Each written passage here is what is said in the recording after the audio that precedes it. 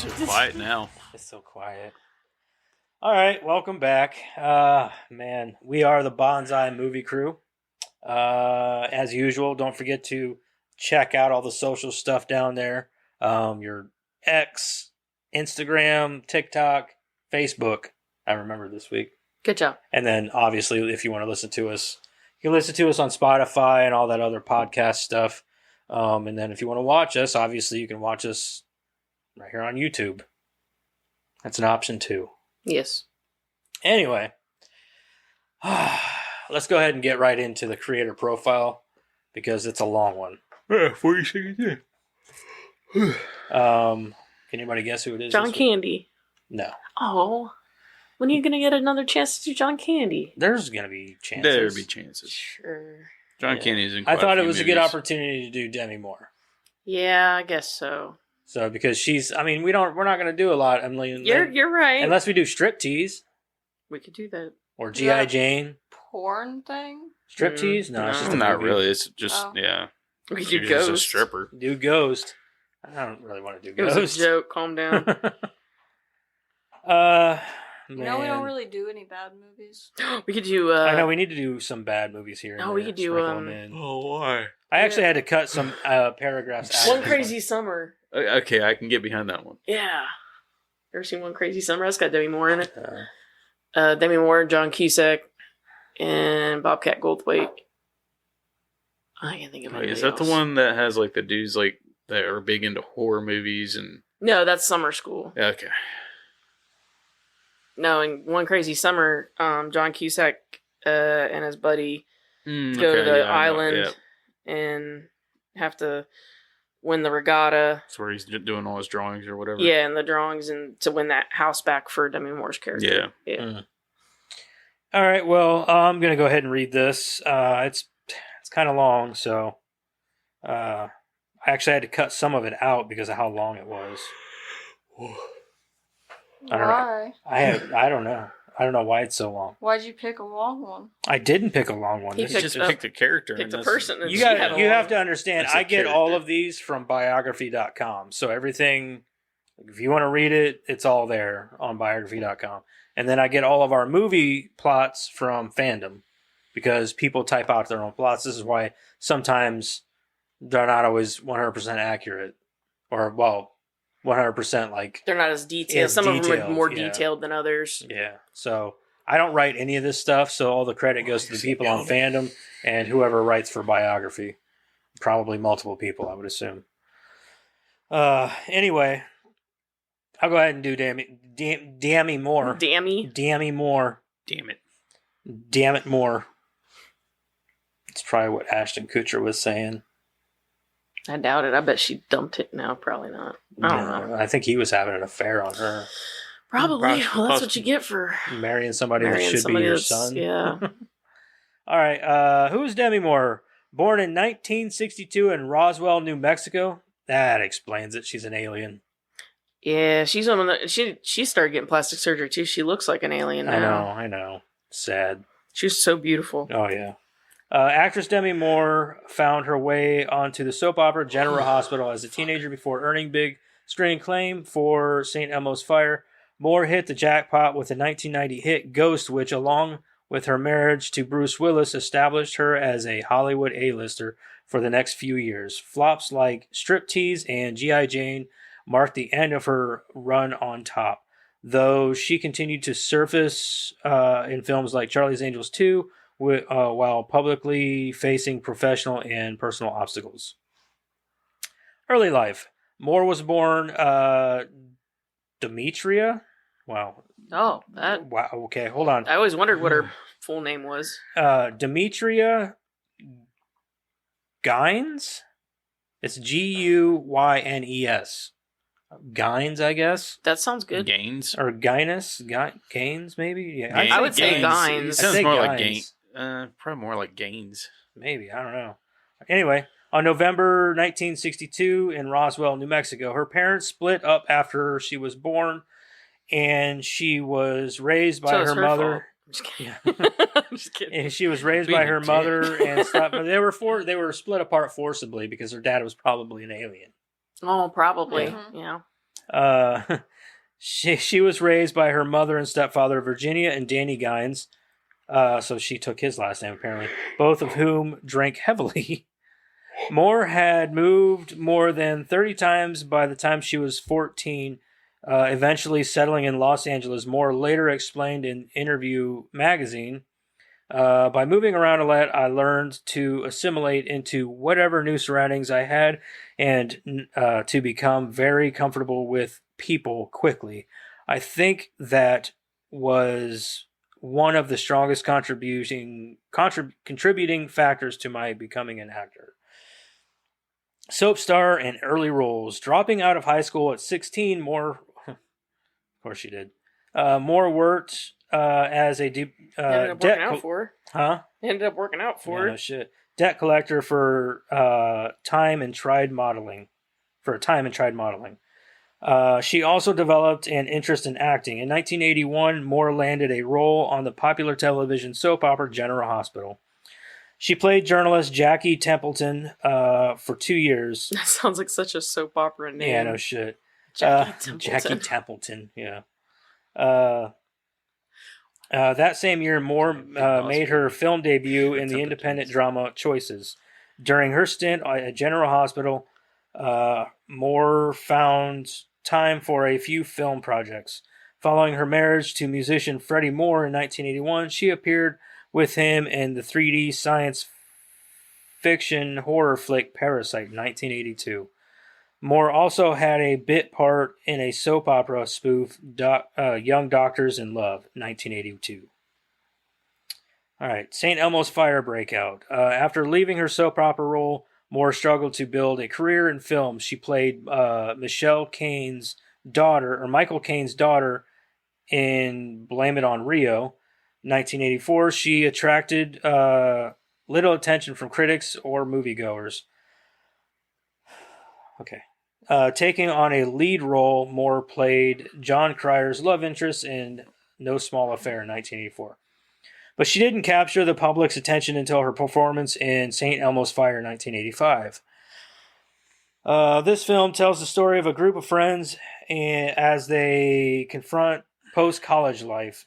The cast also included several other young stars on the rise, such as Rob Lowe, Andrew McCarthy, Judd Nelson, Ali Sheedy, and Emilio Estevez. Many of these performers were becoming equally famous of their off-screen antics and partying lifestyles, with the media dubbing them the Brat Pack. Emilio Estevez, really? Yeah. I mean, I know he's Michael Sheen's son and all that, but yeah, that was the Brat Pack. That whole group. In her personal life, Moore divorced her first husband in 1984. She started dating Emilio Estevez, and the two became engaged in 1985. The couple starred together in 1986's Wisdom, which Estevez also wrote and directed. That same year, Moore starred opposite Rob Lowe in About Last Night, a look at young singles in Chicago. Critic Roger Ebert praised both of their performances, saying the film gives them the best acting opportunities either one has ever had, and they make the most of them. But Roger Ebert's a douche, so they're both douchebags. Mm-hmm. He also signed out Moore as especially impressive. There isn't a romantic note she isn't required to play in this movie, and she plays them all flawlessly. Marriage to Bruce Willis and Ghost Stardom. Again, playing the love interest, Moore co-starred with John Cusack in the popular comedy One Crazy Summer in 1986. She was working steadily, but had yet to score a major box office hit. In 1987, she and Estevez broke up, and Moore later met actor Bruce Willis, who was then on popular television show Moonlighting with Sybil Shepherd. The two began dating and were married in November 1987 in Las Vegas. In 1988, they welcomed their first child together, daughter Rumour, who was named after the British writer Rumour Godwin. Nobody cares. That same year, Moore returned to the big screen with The Seventh Sign, an apocalyptic thriller. She played a pregnant woman trying to stop the end of the world. Despite a few positive reviews for her performance, the film only earned about $16 million at the box office. Moore took on lighter fare with her next effort, 1989's We're No Angels, which starred Robert De Niro and Sean Penn. Despite the impressive cast, the film did not fare well with audiences. Moore's biggest career breakthrough came in 1990 with the romantic drama Ghost. She played Molly, a young woman whose husband Sam, played by Patrick Swayze, was murdered. His spirit works with a psychic, Whoopi Goldberg, to avenge his death and protect Molly from those involved. Showing impressive vulnerability on screen, Moore earned praise for her work on the film, which became a huge hit. Ghost brought in approximately $218 million at the box office and earned 5 Academy Award nominations. I remember that was everybody's favorite movie for a while. Ghost. It's got some pretty funny moments in it. It does, though. I love the part where he's like, they're going to bury you next to Jimmy Hoffa. Singing Johnny the Eighth I Am. Yeah. She's sleeping. Henry the Eighth I Am. Yeah, Henry the Eighth he's I trying Am. to get Whoopi Goldberg to do what he wants. Oh, yeah. So she can't sleep. A Few Good Men. Moore's next 2 films, Nothing But Trouble and The Butcher's Wife, 1991, showed off her comedic side. They both, however, failed to attract much of an audience. That same year, Moore became the talk of the nation when her controversial Vanity Fair cover. She was in the midst of her second pregnancy when she posed in the nude for the magazine's cover. While surprised by dramatic responses to the image, Moore also saw the cover as a chance to challenge perceptions about women and pregnancy. People in this country don't want to embrace motherhood and sensuality. You're either sexy or you're a mother. I didn't want to have to choose, she told Interview magazine. Not too long after that issue appeared on newsstands, Moore and Willis celebrated the birth of their second daughter, Scout. Moore had her third child with Willis in 1994, a daughter named Tallulah. That same year, she starred opposite Michael Douglas in the box office hit Disclosure. Moore played a top executive who sexually harassed Douglas's character. In an interview with Entertainment Weekly, she explained why she took the controversial role. I'd never played a villain before, so it was attractive to me, she said, adding that she was a wreck during filming. I've never showed up for a show where I started shaking before every scene. I've never stepped into someone so cunning. She's just that scary. In 1995, Moore made movie history when she became the highest paid actress at the time, netting a $12.5 million payday for Striptease in 1996. The film is about a single mother who works as a stripper to earn money to fight her ex-husband for custody of their daughter, played by Moore's real-life daughter, Rumour, which I didn't know. The film proved to be a commercial and critical disappointment. Professional and personal obstacles. God damn you, come here. What did I do? Okay, here we go. Demi got away. Okay, here we go. Moore faced more personal challenges around this time. Her estranged mother was diagnosed with brain cancer in 1997, and the mother and daughter finally reunited. Moore stayed with her mother through the final months of her life. Virginia Gines, I think it's Gines, it just sounds right, succumbed to her disease in July 1998. At the same time, Moore had to cope with another loss. She and Willis announced their separation after more than 10 years of marriage, just days before Gines' passing. Moore also continued to struggle professionally. She starred in 1997's G.I. Jane as the first woman to attempt to join the elite Navy SEALs military unit. For her role, Moore trained vigorously, lifting weights for 2 hours a day and going for 6-mile runs. She even shaved off her hair for one scene. All of the dedication, however, translated into middling showing at the box office. Moore later said that the media reports killed G.I. Jane before it ever even had a moment, according to Entertainment Weekly. However, she did find success during this time through her production company, Moving Pictures. She signed on to produce the hit comedy Austin Powers, International Man of Mystery, and its sequels, Austin Powers, The Spy Who Shagged Me, and Austin Powers, The Goldmember, which I didn't know that she had produced those. That's weird. I remember seeing her name on the first one. I didn't realize that she did the other ones. Apparently, she owns the production company, which I didn't even know everybody, it seems like all these actors anymore have production companies. If they're smart, they do. I mean, I guess, yeah, because they could produce their own movies and whatever. Well, and eventually they can step back and not have to do the hard work anymore. True. Yeah, I guess I just kind of watch them. Everybody should have a retirement plan, I guess is what I'm saying. Right.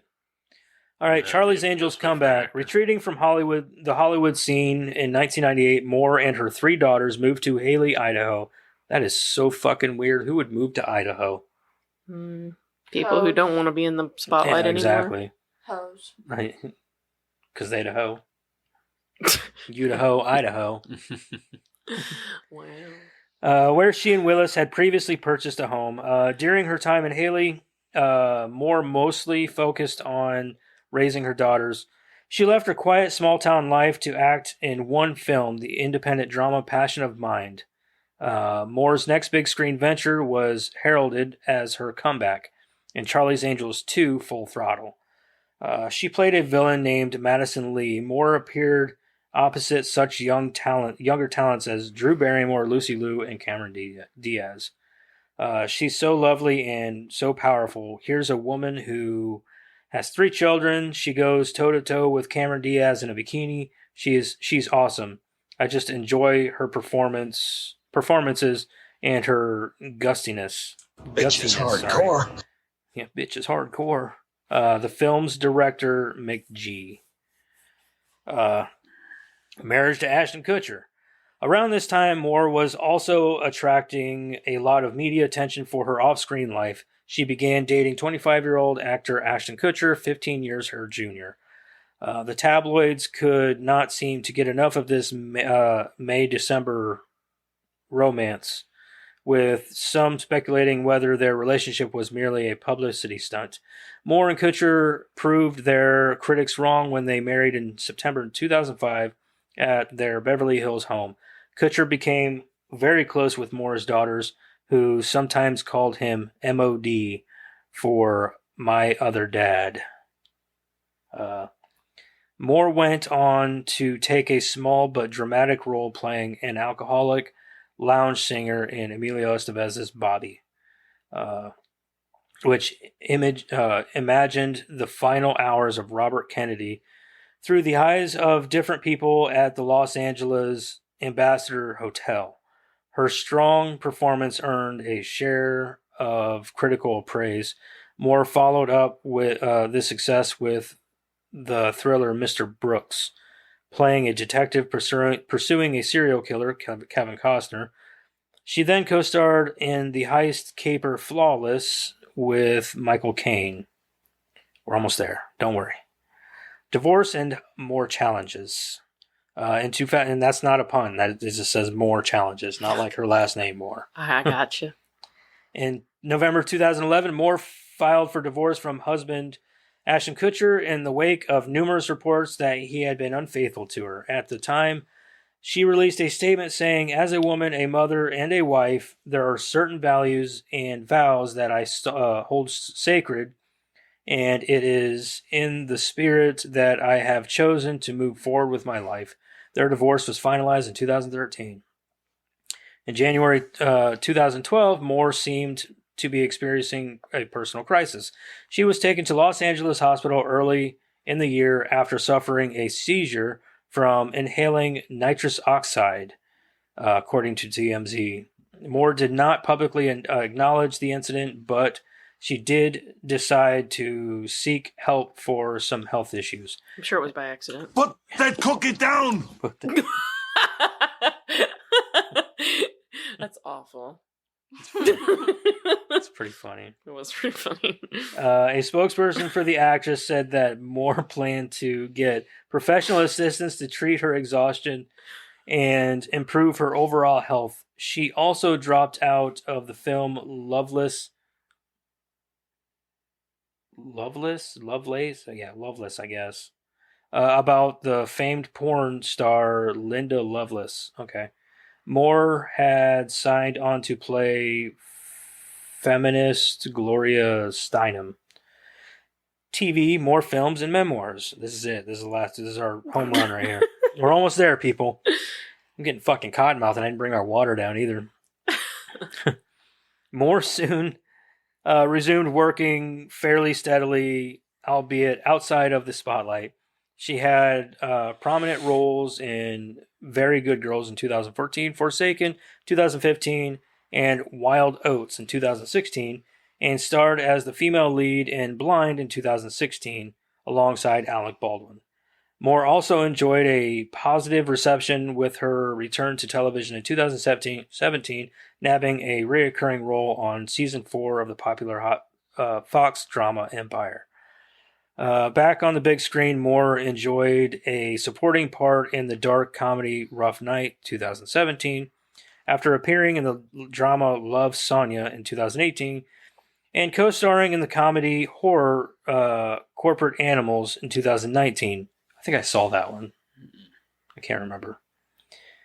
Additionally, she prepared for another TV gig by landing a role in USA Network's adaptation of Aldous Huxley's Brave New World. Beyond the screen, Moore drew attention with the September 2019 publication of her memoir, Inside Out, which delves into her turbulent childhood, Hollywood stardom, and battles with substance abuse.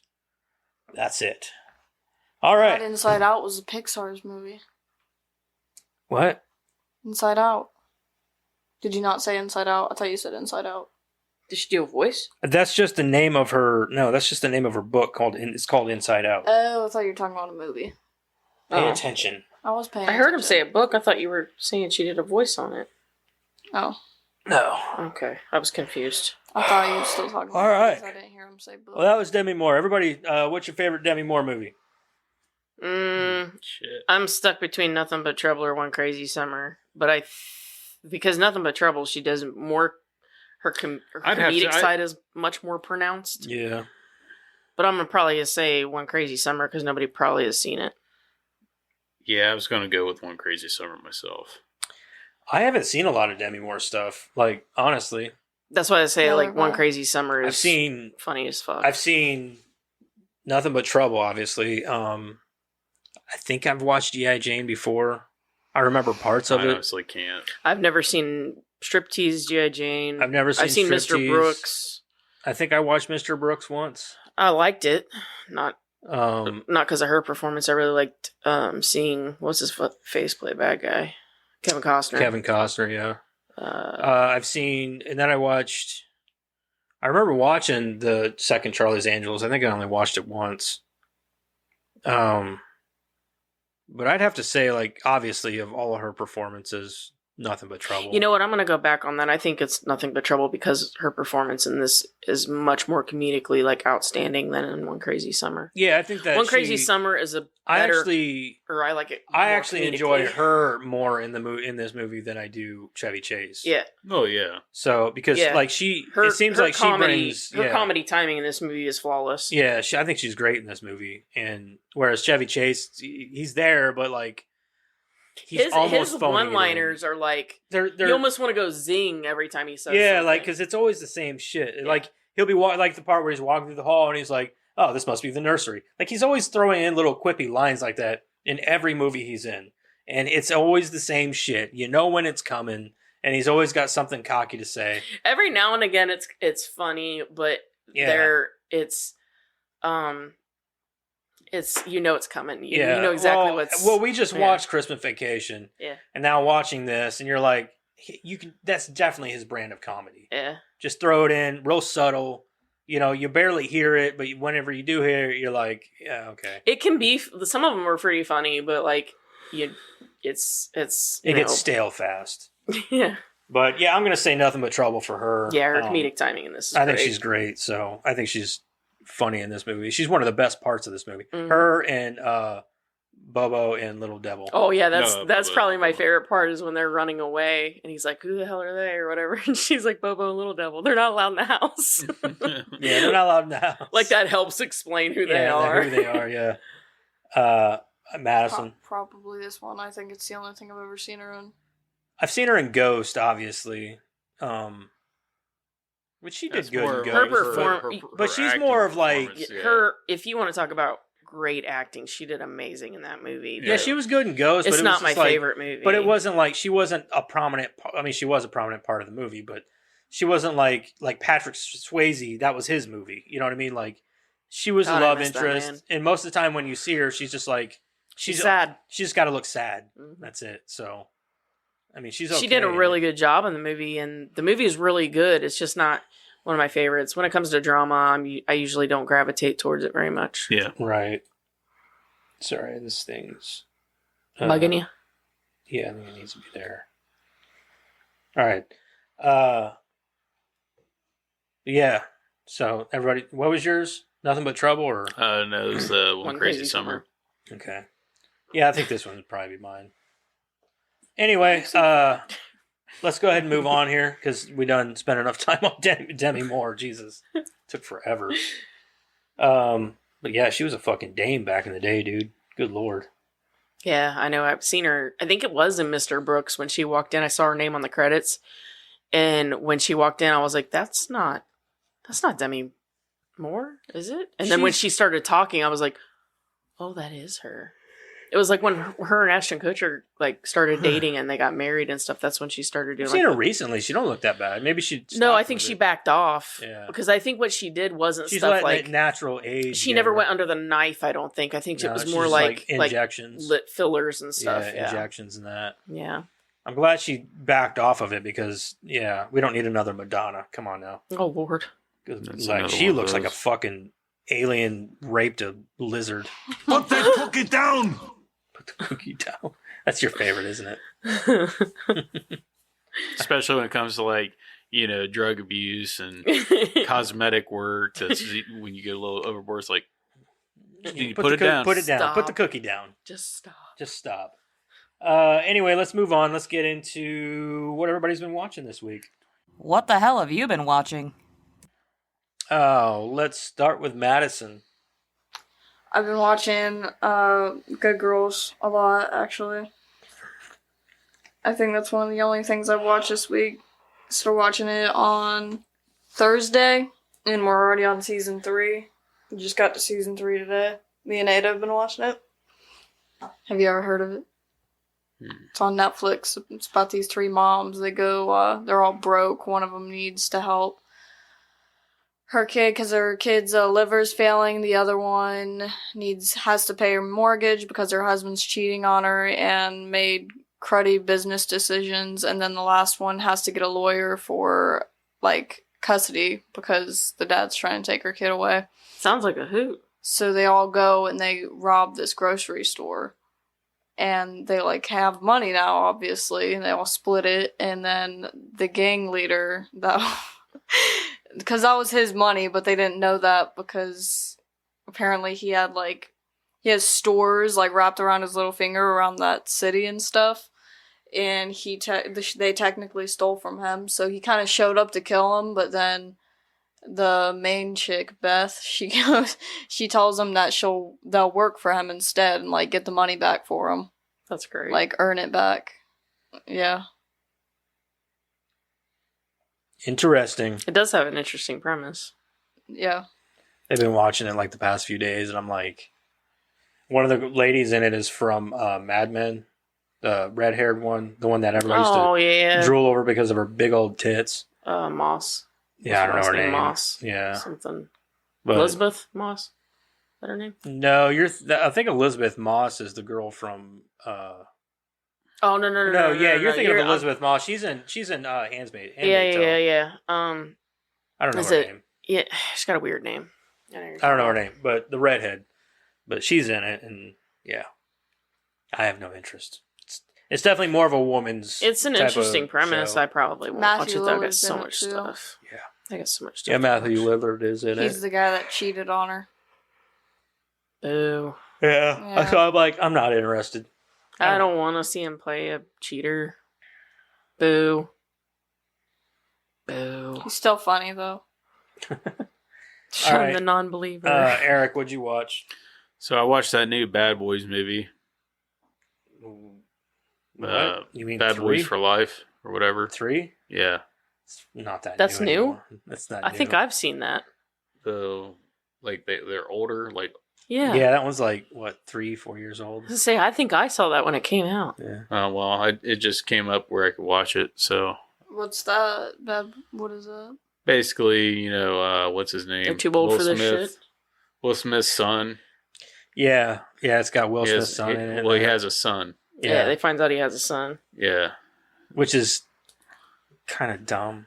Yeah. I didn't They care. could have come up I'm with a not- much yeah. better premise. I thought the Yeah. plot. I was like, really? What was the first one? It had a Well, lot this of is the third one. It had a lot of What the was same. the first one? What do you mean? You said this one's the third one. Third Third. one. What was the first one then? The First first one one was was just called like- Bad Boys. Yeah. Well, no, duh. I mean, like, what was it about? It was They took they down take in a witness, and Yeah. the first two are great. Ecstasy. Yeah, like a big That- ecstasy rain, Yeah. and it's like the first one's amazing. Is it on Netflix? I Yeah, don't know. I know it's streaming somewhere. I'm but I sure it can't- is, but the first two are awesome. They're both Yeah. awesome movies. The third one's good. It's just It doesn't It has a lot of compare the same to- things that make the Yeah. other two good. yeah, They just had a weak premise for the Yeah. plot. That's all. it's not a bad movie. It's just not as good as the other two, I would say. But they're supposed to be doing a fourth one, so Yeah. So Bad Boys is on Prime. Bad Boys 2 is also on Prime. And Bad Boys for Life is not streaming anywhere. I'm surprised we don't have It's them in the streaming box. on fuck. What We should was probably it? add those. Okay, not anywhere that I have. Stars. Stars. Yeah. We should probably add them to the box. Bad Yeah, Boys. Add them. Yeah. I think first one's the best one in my opinion. but I think the first one's the best one too. It's a lot more grounded. Like Yeah. the second one was done by Michael Bay, and you can tell it's You very don't Michael say. Bay. You don't say. Cracks me up when Martin Lawrence takes his ecstasy on accident. Oh, yeah. Tell the wife, Yeah. I'm coming home. yeah. Shit's funny though. Like he Well- shoots him in the ass. Yeah. We also watched the Truman Show. Oh yeah. Yeah. That you was did. like right after we watched or did podcast last week. Yeah, the Truman Show. Yeah. You asked me about it, and I was like, I'll get it for you. It's not bad. It's a good movie. I've only seen it once. It's good. I've seen it a couple times. That's really all I watch. I mean, there's really nothing else that's. Yeah. All right, Karen. I'm gonna go first Go for ahead. you. She see that she was about to start reading I'm just waiting to hear if she actually watched Terminatrix or not. Terminatrix. I want to hear the review. on it. I watched the season finale of Reacher. Apparently that show is like doing Reacher? phenomenally. Like yeah, like I I've guess been it's got- kind of looking. Yeah, into well, I it. guess like this first season has over 1 billion minutes watched, which is like one of the highest rated. I television. think I remember hearing something Yeah, about it's like that. doing really well, and I guess a lot of people hate it because he's a masculine. But I man. missed the They want some the scrawny show guy. they were talking about. Like I turned it on and I missed the show that they were talking about. But I remember Well- hearing 1 billion. I mean, I'm not gonna sound like I'm taking any sides here, but like Alan Richson is the type of guy that Hollywood don't want in Hollywood.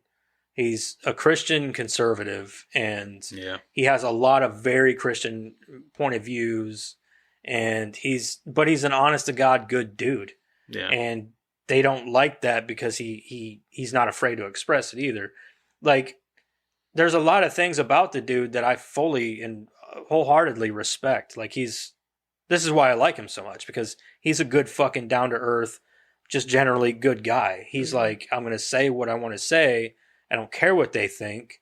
and it's made it hard for him to move up in the industry. Did you know that he played one of the Ninja Turtles in the Michael Bay Ninja Turtles movies? I think it was Raphael he played. Raphael, and he and I guess that him and the other guys, the mocap guys, were like just treated like garbage. He said there was one day where they were literally left without food. They didn't have hotels, and they left them after they were done shooting for the day. Left their asses on the side of the road and didn't even give them a ride back to where they were staying or whatever. Treated them all like garbage. And he said they should have had what's his face on that shoot. Who? The guy that fought for the extras to get hot dogs on the rock. Well, he wasn't an extra. That's the thing. He was he was one of the mocaps for the actual turtles. I get it. So like, because he's a massive dude. Like, I think Alan Richson is like 6'5" or some shit, 6'7". He's fucking huge and he's jacked. Yeah. So. But he's a great dude. This is the guy. You think that'd be the last guy you want to treat like dirt? I know, but he's such a nice. You want a sandwich? I'll get you a sandwich. But he's also such a nice dude. But like, you got to understand, this dude's still married to his high school girlfriend. Like they met in high school, and it's his high school sweetheart, and they've been married this whole time. And you know the thing about that kills me is that not even that long ago, that was like the cream of the crop in Hollywood, because that was your Patrick Swayze. Yeah, only sure. I mean, he wasn't 6'5" and built like a brick shit house, but he was married to the same woman from the day he walked into Hollywood until the day he died. Well, and he lived outside of Hollywood. For instance, I mean, don't get me wrong, I know that they met in Hollywood, but like take Kurt Russell for example. They've been married for fucking ever, dude, since the early 80s. And they're still married to this day. I think the only reason that Kurt Russell does so well still, because he speaks his mind too. Yeah. But I think it's because, one, he lives outside of Hollywood, and two, he only works with certain directors. Yeah, true. But it just goes to say and he's made a lot of connections over the years. It's like they're saying, man, it's like they keep saying, if you go woke, you're going to go broke, man. It's just what it is. And people still want to see masculine men on TV. Like I do. I love watching Reacher because I love watching him beat the fuck out of people. Like, well, I know I sure as fuck don't want to see girly boys. Why do anything for me? Why would you make it someone girly? If it's you're gonna be beating you got to understand. Like Hollywood is doing this thing where they want to include, make everybody inclusive. Everything needs to be inclusive. You need to accept if a man wants to be a woman wants to be a man. You need to accept these things, even if some people don't believe in that shit. Some people don't believe in it. I personally don't care what you do. But don't push it in our faces. Don't tell us that we need to think a certain way, or if we don't, then it's bad, blah, blah, blah. We're tired of it. I'm tired of it. And the problem is it's ruining movies. Because whenever it's ruining every creative outlet. Well, you're ruining movies because you're pushing you're pushing your agenda into the story. You're pushing your thoughts and your morals into a story, and it fucks up the story because it's like, okay, well, that's not what I came here for. I didn't come here so you could gender swap fucking Robin Hood, because they've done that in a TV show and it fucking flopped. They gender swapped and race swapped Robin Hood for a show, and it failed. It was a modern retelling or some shit. That was a whole thing back in the day when they did, was it Peter Pan? The original Peter Pan on TV was a woman, and everybody freaked out about it. But they did it because they needed somebody light enough to go up on the, there was a reason. Well, that's another thing too. Another thing that they pushed actually in the new Peter Pan and Wendy movie that just came out recently. A lot of people were up in arms. That was a huge controversy back then. Yeah, right. Well, now you got the Lost Boys. They're not all boys. Some of them are girls. And people were like, "What the fuck? They're not even boys. They're supposed to be Lost Boys." Yeah, it's in the name. Yeah, it's in the name. So I mean, it would be all right if they wanted to throw it in there, okay, these are all Lost Boys, and then oh, hey, I want to be a Lost Boy, and then she fights her way in, or something. I don't know. That would be all right. One of the kids though literally was they're like, but you're not a boy, and she's like, why does that have to matter? You know what I mean? It's just those things that but that's what Disney's doing. Disney's doing that, and it's ruined a lot of cinema. So stop doing it. Just stop doing it, and just make entertaining, if it's entertaining and good. If it's not movies, showing man. anybody anything, look at what your audience is telling you. Is all I'm saying. Right, exactly. Especially like look at Disney's lost Look so at much look at money. the bombs that are going Yeah, on. Disney's the money, lost so much money Follow in the the past money. few years. Anyway, Make a good story without trying to include propaganda. right, I agree. Like, just make a movie, man. You don't have to be weird about it. Like, you know, Not every movie has to have a message behind it. right. We I also thought that's what movies were for, anyways. I thought they were just for entertainment. they're supposed to They're supposed entertain. to They're be. not supposed to be throwing out liberal or conservative agendas. Like, who cares? Leave it alone, dude. I mean, you can make a good story with a good moral standing behind it, but They don't all have to be that way. No. You know what I mean? Like Yeah. they don't all like Those yeah, movies are made for certain people, but stop taking old properties and throwing in your message. exactly. Yeah. You know what I mean? Like people don't. movies that aren't meant to be a moral a moral ground. You don't have to be grandstanded. You don't have to use them as a grandstand for your moral message. You know, I don't go to watch Peter Pan to find out that girls can do anything a boy can do.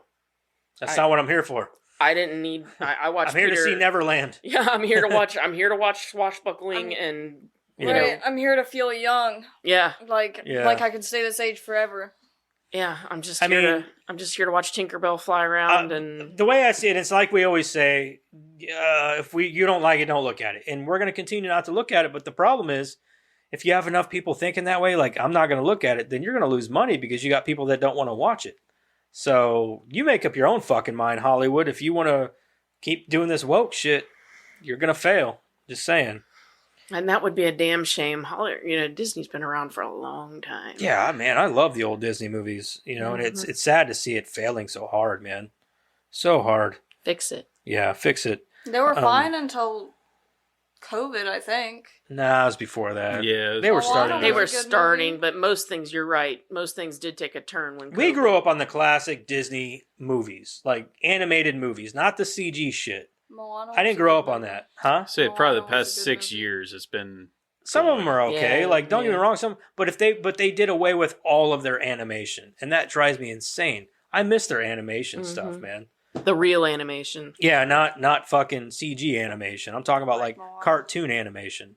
I'm talking like what was the last good one that they actually put out? Like they Mm. did the Princess and the Frog. That was a good one. I didn't watch that one. But I before don't that, know. even I mean, I like Pocahontas. Was that before or after Princess and the Frog? oh, it was way before. Pocahontas Was it? has been around since the 90s.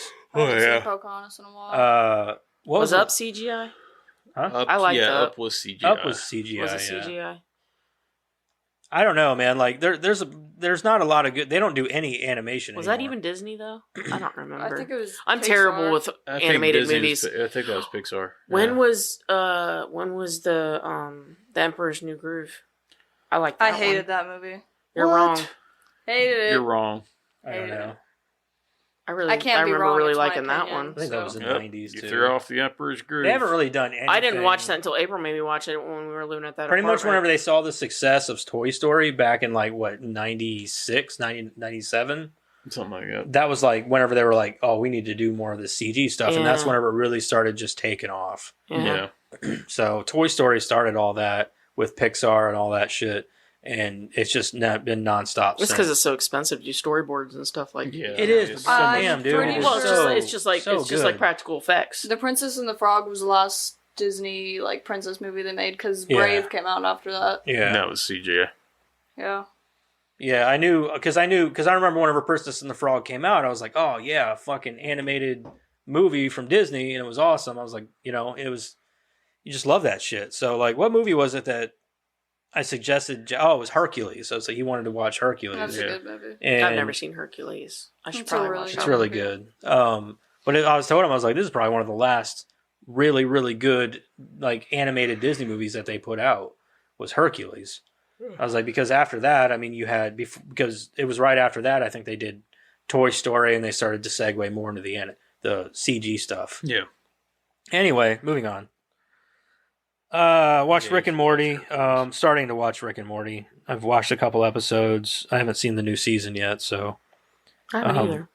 I forgot it was it out. just came to HBO Max, I think. to Yeah, Max. I forgot. I haven't Yeah. really watched Rick But and all Morty. the episodes are on Oh, Max. you should now. watch that. It's pretty funny. You've never No. seen Rick and Morty? I've seen like pieces of it. I've like seen little episodes here and there. It's a great show. It's It clever. really is. Especially like the I've first never- like yeah. 4 seasons are Yeah. like really, really clever. You're like, Yeah. dude, this is fucking genius. I've just never really sat down and started watching this. Don't watch You it with should- your kids. Yeah, don't. Well, yeah. I mean, I Your got the younger gist. ones anyway. I've got the gist of it. I mean, Uh, maybe Theo. No, I'm just kidding. We watched Okay, I'll put Penny in One front of it. Piece. We finished up One Piece, the live action one, to make sure that everybody knows I'm clarifying the live action one. Not the Eh. animated one. Huh? No, I loved it, dude. I Like I loved had it. to live clarify action. after you said the live action one, not the animated Yeah. one. Well, I had to let Madison know that it was the live action, not the anime.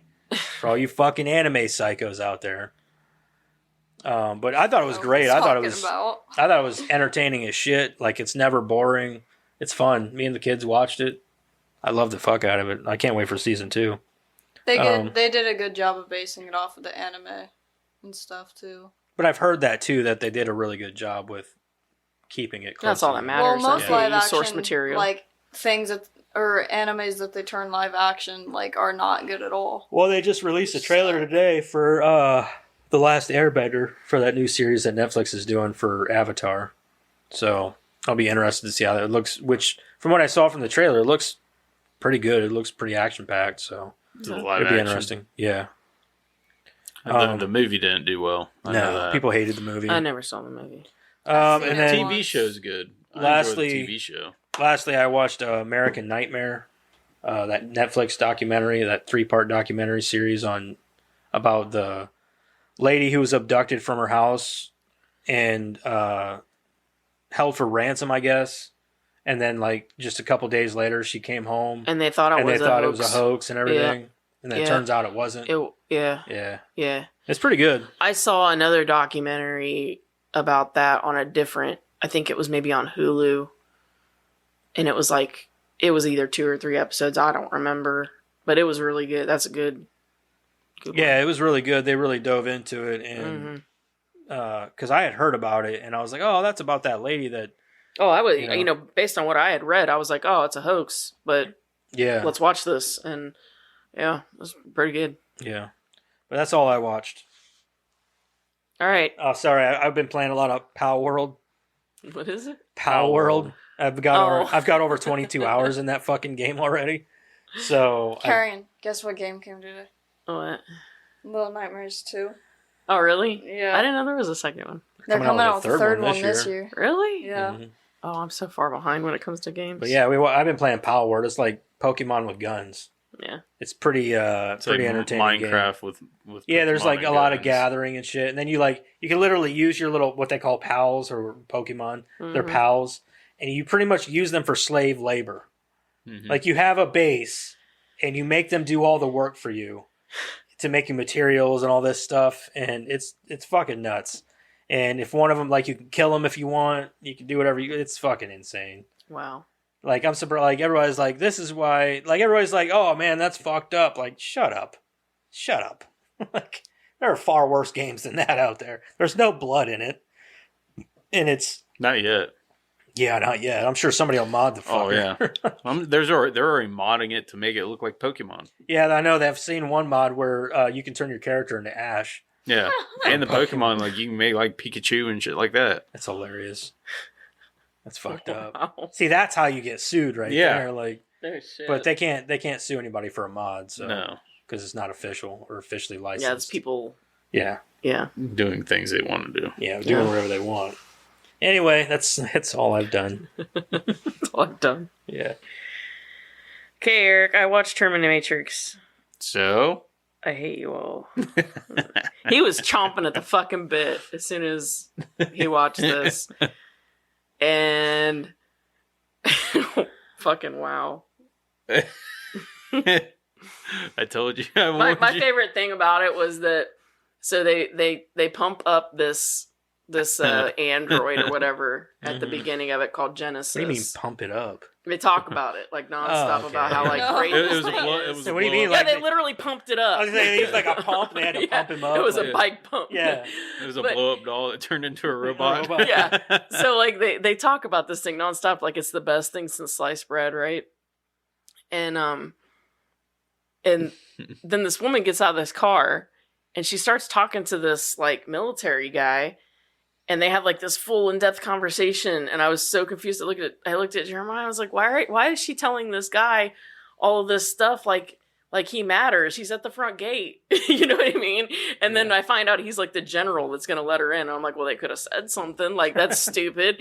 But anyway, so they get in and they talk about this Genesis guy, like he's so amazing, and then he's only in the movie for like the first 10 minutes, and then he's never shown again.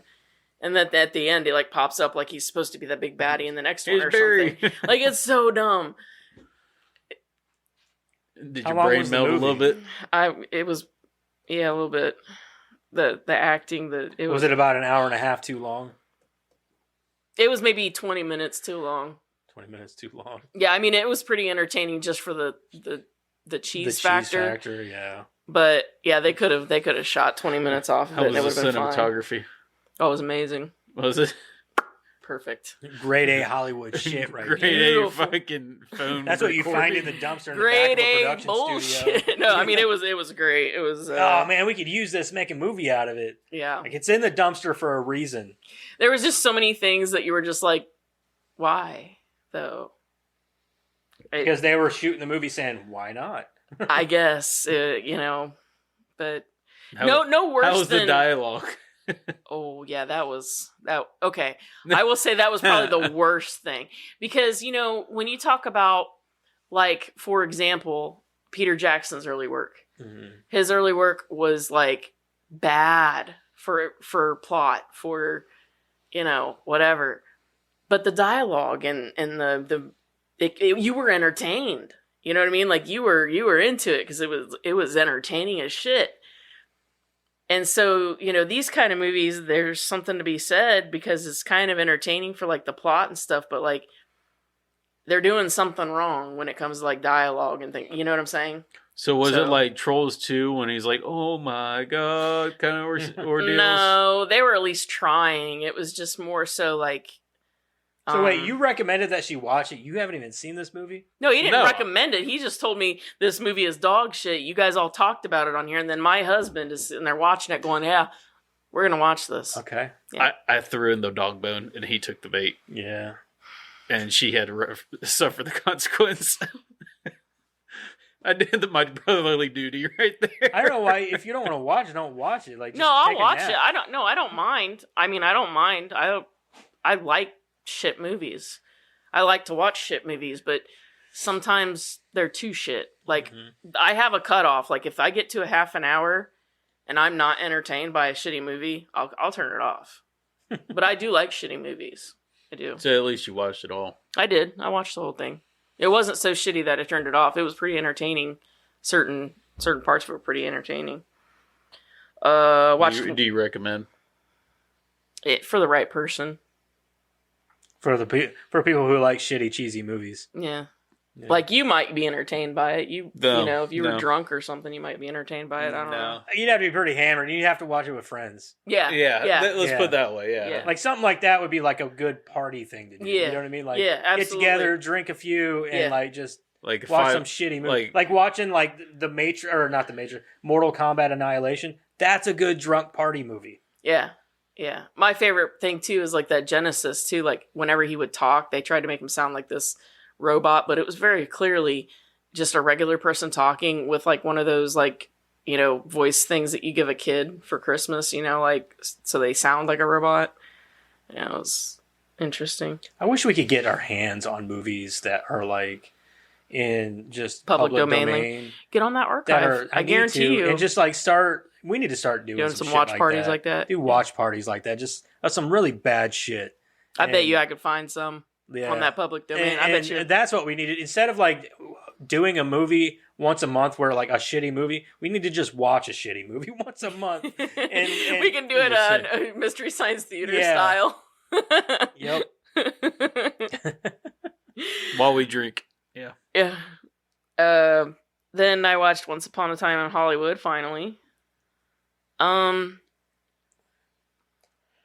It was good, but I kind of didn't care for I know that the whole point was it to be different, but I kind of didn't care for the fact that it was different. That the story wasn't what really happened.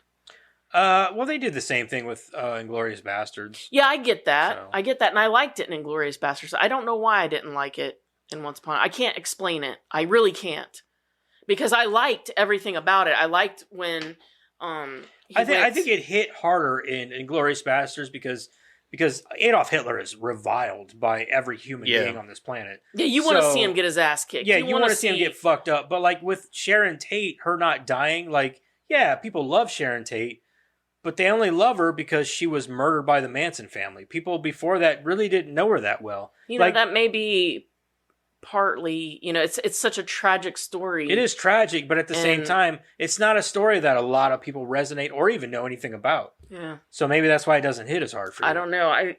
I loved all of the things that happened. I loved everything that happened, including the end. It's just that it was like, you know what I think it was? I think it was I hated Leonardo DiCaprio's character.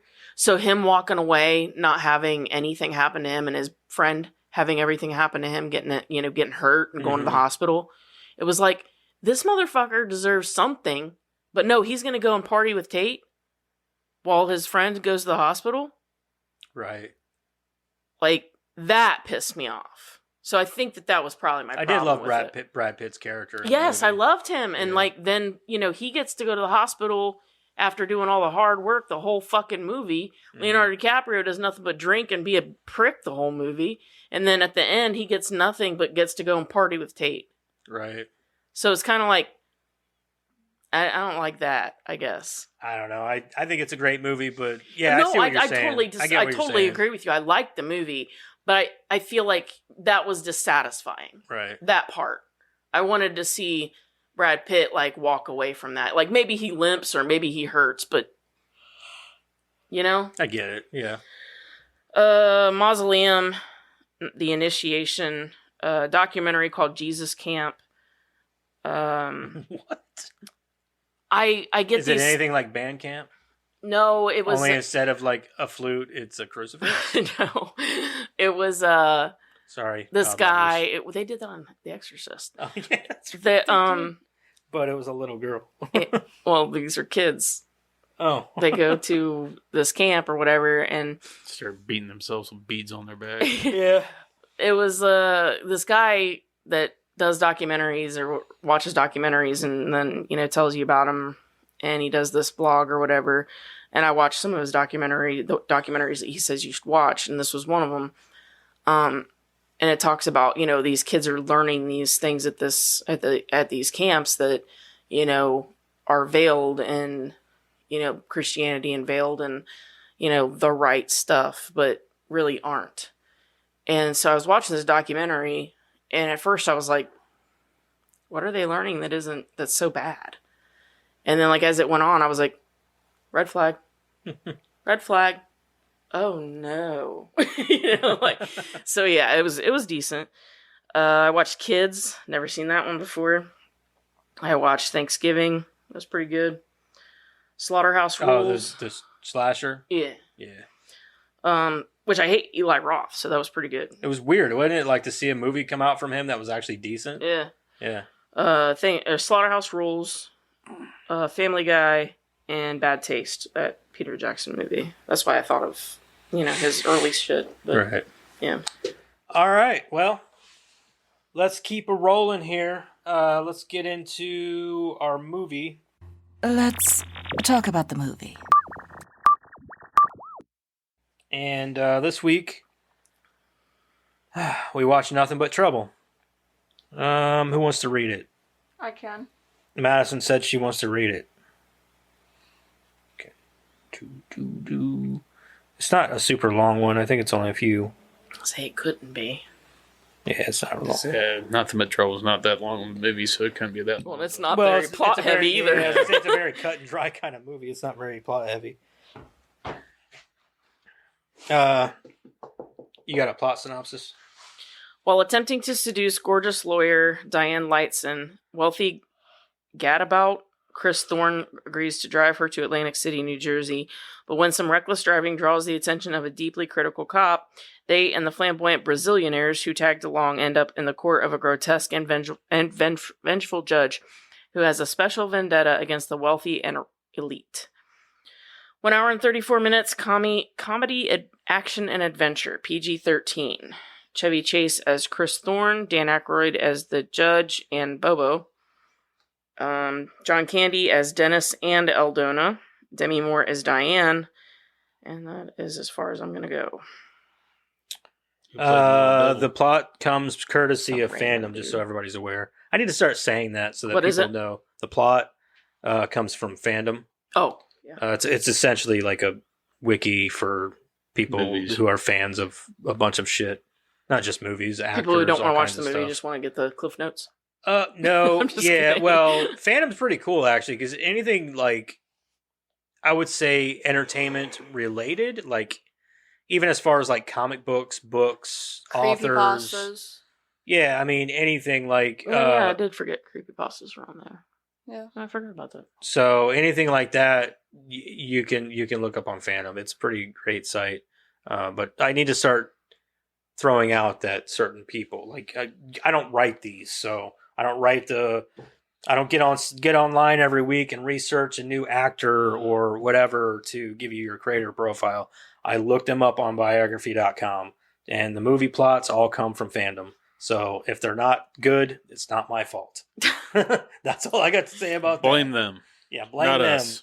I don't even proofread them. I just copy and paste. That looks good to me. Yes, I'm lazy. I have a job and children. Anyway, go Ready? ahead. Yep. All right. Nothing but trouble. While hosting a party in his Manhattan penthouse, financial publisher Chris Thorne meets lawyer Diane Lightson, who agrees to escort her to consult a client in Atlantic City on the following day. Thorne's client's obnoxious but wealthy Brazilian siblings, Fausto,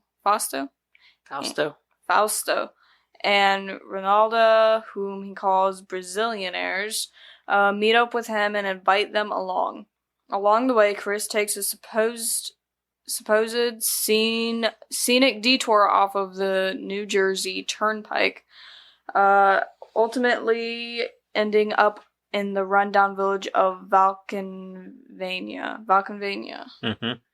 Mm-hmm. Failing to comply with the stop sign and subsequently attempting to escape, pursuing Officer Dennis Valkenheiser. The group is captured and taken before Dennis's 106-year-old grandfather, Judge Alvin Valkenheiser. So the way they were speeding, that right there is jail time regardless. Oh yeah. So I love that he like pulled him over and then was like, so you ran through the stop sign back there, and we're going to go ahead and forget about the speeding. It's like, dude, you were in a high-speed chase for like a good solid There's 5 two minutes. reasons. And that going through construction. He forgave the speeding. One is that Dennis knows what'll happen if he tells Grandpa about the He'll speeding. kill him. Two, once they were so far out of the village, he has no jurisdiction. That's true. Like, he had no right to even be... Like, he could have pulled him over for the stop sign, but to give chase, he didn't have a right. He's only a village constable. Yeah, that's true. Yeah, I guess you're right. I didn't even think about it that way. Like, if his dad or grandpa or whatever would have found out, then yeah, he would have easily... I mean, they can do whatever the hell they want. They've already, shown that. Right. But technically, in every other area of the world, he wouldn't have any jurisdiction. It wouldn't have held up in a normal court. Who confiscates their identification cards. After Chris makes too many smart alecky remarks, the judges drop a trapdoor out from under them to hold the offenders in his courthouse funhouse to be judged. Later, some disrespectful Tell the drunk squeaky toys. drivers that tried to threaten Dennis are called before the judge, who sentences them to immediate death at the hands of a deadly roller coaster nicknamed Mr. Bone Stripper. The scene when they fell through kind of made me think of that movie with I can't think of his name now. Monster movie. Oh, face. Little Monsters. Yeah, Little Oh, Monsters yeah, where yeah. they fall into the pit. Yeah, they fall into the pit of stuffed animals and yeah. stuff. Yeah. Don't ask me how. Like, And can in you do Monster that with a House. pencil? And Mhm. I guess if it was lead, maybe. Yeah, the original lead pencils, correct. okay. Yeah. What? Nothing. You'd have to see Talk the about movie. another movie. Yeah, I've seen it. You've seen Little Monsters. Yeah. Oh yeah, remember when they have the pencils And they use that generator. They create and electricity. creates light. No, I don't The- remember that, but that sounds cool. Yeah. Real lead, you can do that. That one's in the box though, ain't it? I don't know. It should be. That's a good fucking movie. Man. It is. That's another one I don't think did very well back whenever it came out. Should have. I know me and Cody were obsessed with that movie. Oh, I when we love were that young. movie. And that's one of those movies that had like a good moral standing behind it too. So Mm-hmm. Yeah, it really did. That and See, the back makeup in the effects day, and they everything can make were- It's not in the like box that. currently. but it's getting added. needs to be. It's a good movie. And it's not on the rolling list, I'll add it. All right. Well, We're never gonna get through some of the movies that we need to get through. No, we'll be Like- dead. We'll be long dead before all of these Yeah, get pulled. like some of the movies are like we need to do some of the sequels, the ones that we have done, and everything else. Kind of, but you don't Cool. want to do them all back to back from week to week, so you kind of have to. No, I think I'm fine with eventually- just pulling this shit randomly. I think we are too, but I think some of them we need to be like, all right, we need to go ahead and cover that one. Like we've done the first two Alien movies and still haven't even covered the third one, Mm. and then we've got like the first two Die Hards and haven't done the other. I'm okay ones, with you know? never covering the third one. I'm the not. third Alien movie. I'm not okay with it. Well, it's okay to talk about shitty movies. is Predator in there? I just don't think Yeah, my I think heart so. can take it. If you can do Terminatrix, you can do Aliens 3. No, it's not about it being a bad movie. I don't think my heart can take it. it's the beginning, man. Yeah, it's the beginning. What happens in the beginning? We can't tell you because you haven't seen it. Grow a pair. I will won't cry, even remember who and I whoever's dying will in the beginning is gonna Probably be. just It's been so not long. even be able to All make right, it go for ahead the and Grow a show. pair. All right, invited I up to can't, I'm a dinner, girl. the group is repulsed by the bizarre food choices involving a hot dog Just hate train that and a nowadays. warm can of Hawaiian punch, but also learns the judge has labeled Chris as a Hawaiian banker punch. for his Hawaiian financial punch. Nothing better affiliations. after a long day than a warm glass of Hawaiian punch. and is holding That was probably one of the funniest things he said in the movie. them there out of a revenge for the Valkenheiser family's misfortune at the hands of a corrupt coal deal long before. The group attempts an escape, but due to a series of mishaps, Chris and Diane are overtaken by Alvin's mute granddaughter, Eldona. Aldona. Eldona? Mhm. Alright. Who's also John Candy, by the way, guys, in case you didn't know. What? Yeah. I didn't know. I thought that was That his wasn't sister. a woman. Yeah. I'm sure that's why she don't speak. She probably sounds like that. That's the only noise she makes too. The underwear. You can't see you on this special day. What is it, Halloween? On this special day. So stupid. Meanwhile, being chased by Dennis's trigger-happy cousin, Miss Perda? Perda? Perda. Yeah, they Perda. never actually say her name in the show, or in the movie, but that is her name. Who? The cousin. Ditch Witch. Oh, the cousin. Yeah. Yeah. Yeah. The two Brazilianaires escape by cutting a deal with Dennis, who decides to escape with them. The judge is angered by their actions and imprisons Chris and Diane in a room from which the pair eventually escapes, again with the help from Dennis, and getting lost through hidden hallways and slides become separated. Diane makes it out of the house and into the property's salvage yard. Here she meets the two troll-like creatures by the name of Bobo Troll? and Lil They look Devil. more like babies. Yeah. They kind of do look like trolls, though.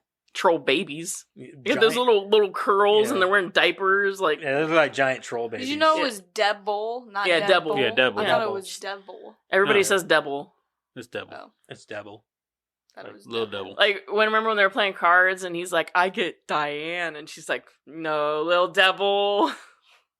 Yeah. That shit was fucking hilarious. Yeah. That was probably one of my like that scene was one of my favorite parts. With actually one of my favorite things in the movie. Like that scene was like her playing cards with them. That's kind of why I changed my mind, because I started about like which Yeah, movie. because her So it was- goofing off at that scene was Yeah. really good. Well, that and the other part, whenever she gets angry, cracks me up. I don't know why, but like when she goes down that slide And then she like goes up and she's like, Chris, get your ass down here. Like that cracks me up every time.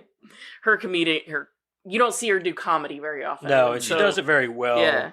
Like even the part where she finally gets away from like Bobo and Little Devil, and she's like talking to the constable, or not the constable, the old man. What's his name?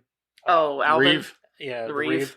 And, like she's talking to him, she's like patting him, she's all nervous. Yeah. And stuff. Like that right there was like that was good comedic acting for me, and I'm like I think she's doing really well. So Oh yeah. that's why I think she was even with Dan Aykroyd behind all that makeup and everything, still didn't hold a candle to her and her comedic shit. You know what I mean?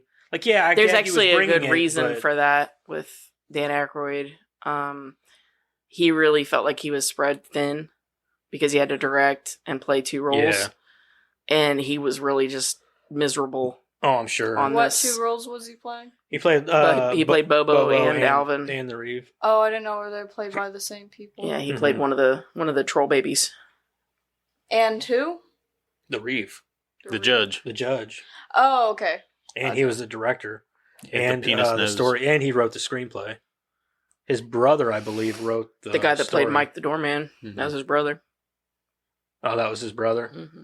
And then I love how he always puts I love like in Chevy Chase movies how Bill Murray's brother's always in the movie, but Oh, not yeah. Bill Oh Murray, yeah.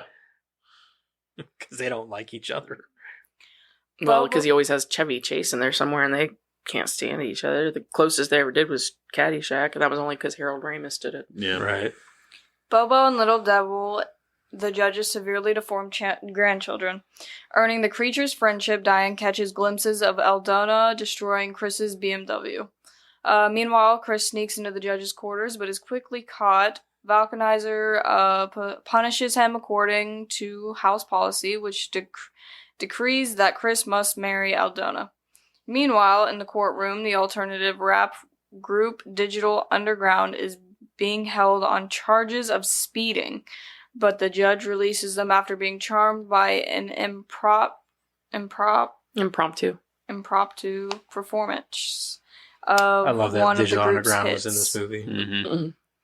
He also asked them Like to guy with the stay. glasses. Yeah. He also Look on asked that them to big-ass stay as nose. witness for the wedding, which Chris reluctantly goes How's he do? through Just with in tan is exchange just his for his nose? life, That's probably the most I've ever seen Tupac Fake smile nose. too. Yeah. Oh, yeah. but is later caught pleading with the band to help him escape. The band leaves without understanding him, and Alvin I was nervous at sentences my him- wedding, too, man.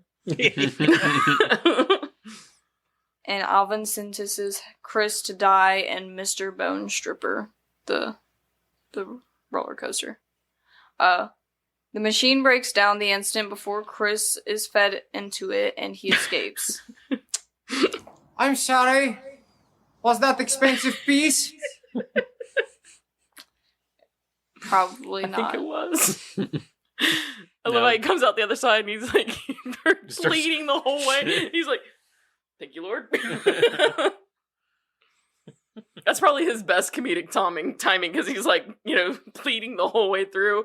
He gets He out, gets he's the other still side, pleading. He's pleading the whole way, and then he gets out. Thank you, Lord. That's it too. That's all. Thank you, Lord. Yeah. Like he's on the verge of crying in tears, and then he gets up. Thank you, Lord. Like you didn't see that, right? We're Yeah, like we're good. still. No, it's fine. All I that's respect you, you respect me, right? Man. Which Chris reluctantly goes through with in exchange for his life, but later is caught pleading with the band to help him escape. The band leaves without understanding him, and Alvin sentences. I already read all that, didn't I? Mhm. Yes. Dang. The machine breaks down the instant before Christmas is fed into it, and he escapes. The judge nearly kills Diane with another claw contraption, but Chris retrieves her at the last second, and the two jump on a train back to New York. After the two report their plight to the authorities, the judge's courthouse is raided by local and state police. Chris and Diane are asked to accompany the officers to the site, only to find out that the officers involved are fully aware and in league with the judge. The couple escapes when the area's underground coal fires cause a collapse, destroying the town. The Brazilianaires are shown to have made their way back to South America. Dennis is now their head of security, and Ronald Ronaldo's lover. Ronaldo? Mhm. Ronaldo. Chris and Diane are shown relaxing in New York. Chris's relief does not last, however, as he stumbles on a televised news segment covering the ruined town of Valkenvania, in which Falkenheiser brandishes Chris's driver's license, announces that he and his family plan to move in with his new grandson-in-law in New York, saying, "See you soon, banker." Chris runs away panicking while making a cartoon-style impression of himself through a wall. Damn. The end. No, you won't. Yeah, no, you won't. All right. Is it me or did the judge have a penis for a nose? He did. Oh, absolutely. There was even one It's scene on where it was purpose. like, yeah, it was on purpose. Yeah. And in the scene where he was on the newscast was. I think there's at least 3 times had- that you're supposed to. I had to see rewind it for him whenever he's eating the hot dog. Well, Yeah. it's not a hot dog; it's fucking sausage. Yeah. But he's eating it, and he's like, and I look back, I was like, "Did you guys catch it?" And Ada's like, "Catch what?" So I rewinded it for him. I was like, "Did you catch that time?" Yeah. I was like, Did you "His see nose it? is a penis." Yeah. Shit was funny. And they keep calling them hot dogs, so I think that they are supposed to be hot dogs. So, like, what do you guys think they're made out of, actually? They look like sausage. They do, but, like, I'm thinking that they're supposed to be hot dogs, like maybe homemade hot dogs. Like, what do they put in them? Human meat. You know what I'm saying? Like, That's where all the Human the remains. meat that's from what the I'm bone thinking. ripper- Like, because this is Texas Chainsaw Massacre with comedy. Yeah. You know what I'm saying? That's exactly what I thought it was. Like, this is definitely like some Texas Chainsaw Massacre shit with some comedy elements. Yeah, if it wasn't comedic, it'd be Texas Chainsaw Massacre all over again. Well, that's what I even said. I was like, it's a comedy, I guess. I was like, but you could also consider it kind of comedy horror, like a horror comedy. Well, sure. I mean, if you were in that situation, it'd be scary as hell. But it's not funny to scary. watch. Them but it's bone- definitely played up for laughs. Them obviously. bones came out really, really clean. Oh, I love They that did, over the yeah. topness of it. Like those bones just coming out. You see that entire like top Yeah. torso just come out clean. yeah. I Still, love still it. together, not in bones, separate bones. It's Oh, for still sure. put together. But I'll tell you what, that Mr. Bone Stripper was probably the coolest like way to kill somebody I've ever seen. Like that was the coolest thing ever. They just use old pistons that are like had teeth ground into them or Uh-huh. something. Like, Yeah. And then other stuff was behind the pistons if you looked, like blades and yeah, shit. blades and shit. Mhm. Yeah, and then the metal music playing the whole time, like the heavy rock. Mr. Bone Stripper. Which Baldwin was that? That Daniel. Daniel Baldwin. Yeah. Okay, I was like, that's one of the Baldwins. I know it's one of them. I don't know which one. There's so many fucking Baldwins. I would have loved to have that condiment train though. I would really like to have that condiment. That's what I train. thought too. I don't know why people were so weird about it. I was like, that's awesome. I want Yeah. that at my dinner table. Although I love the pickles that are just that would like, be really on hard to sticks. You get clean shot. though, unless you can take those things apart. If they ever make a How do parody, you clean inside? I don't know. if they I ever just not make thought a, of that.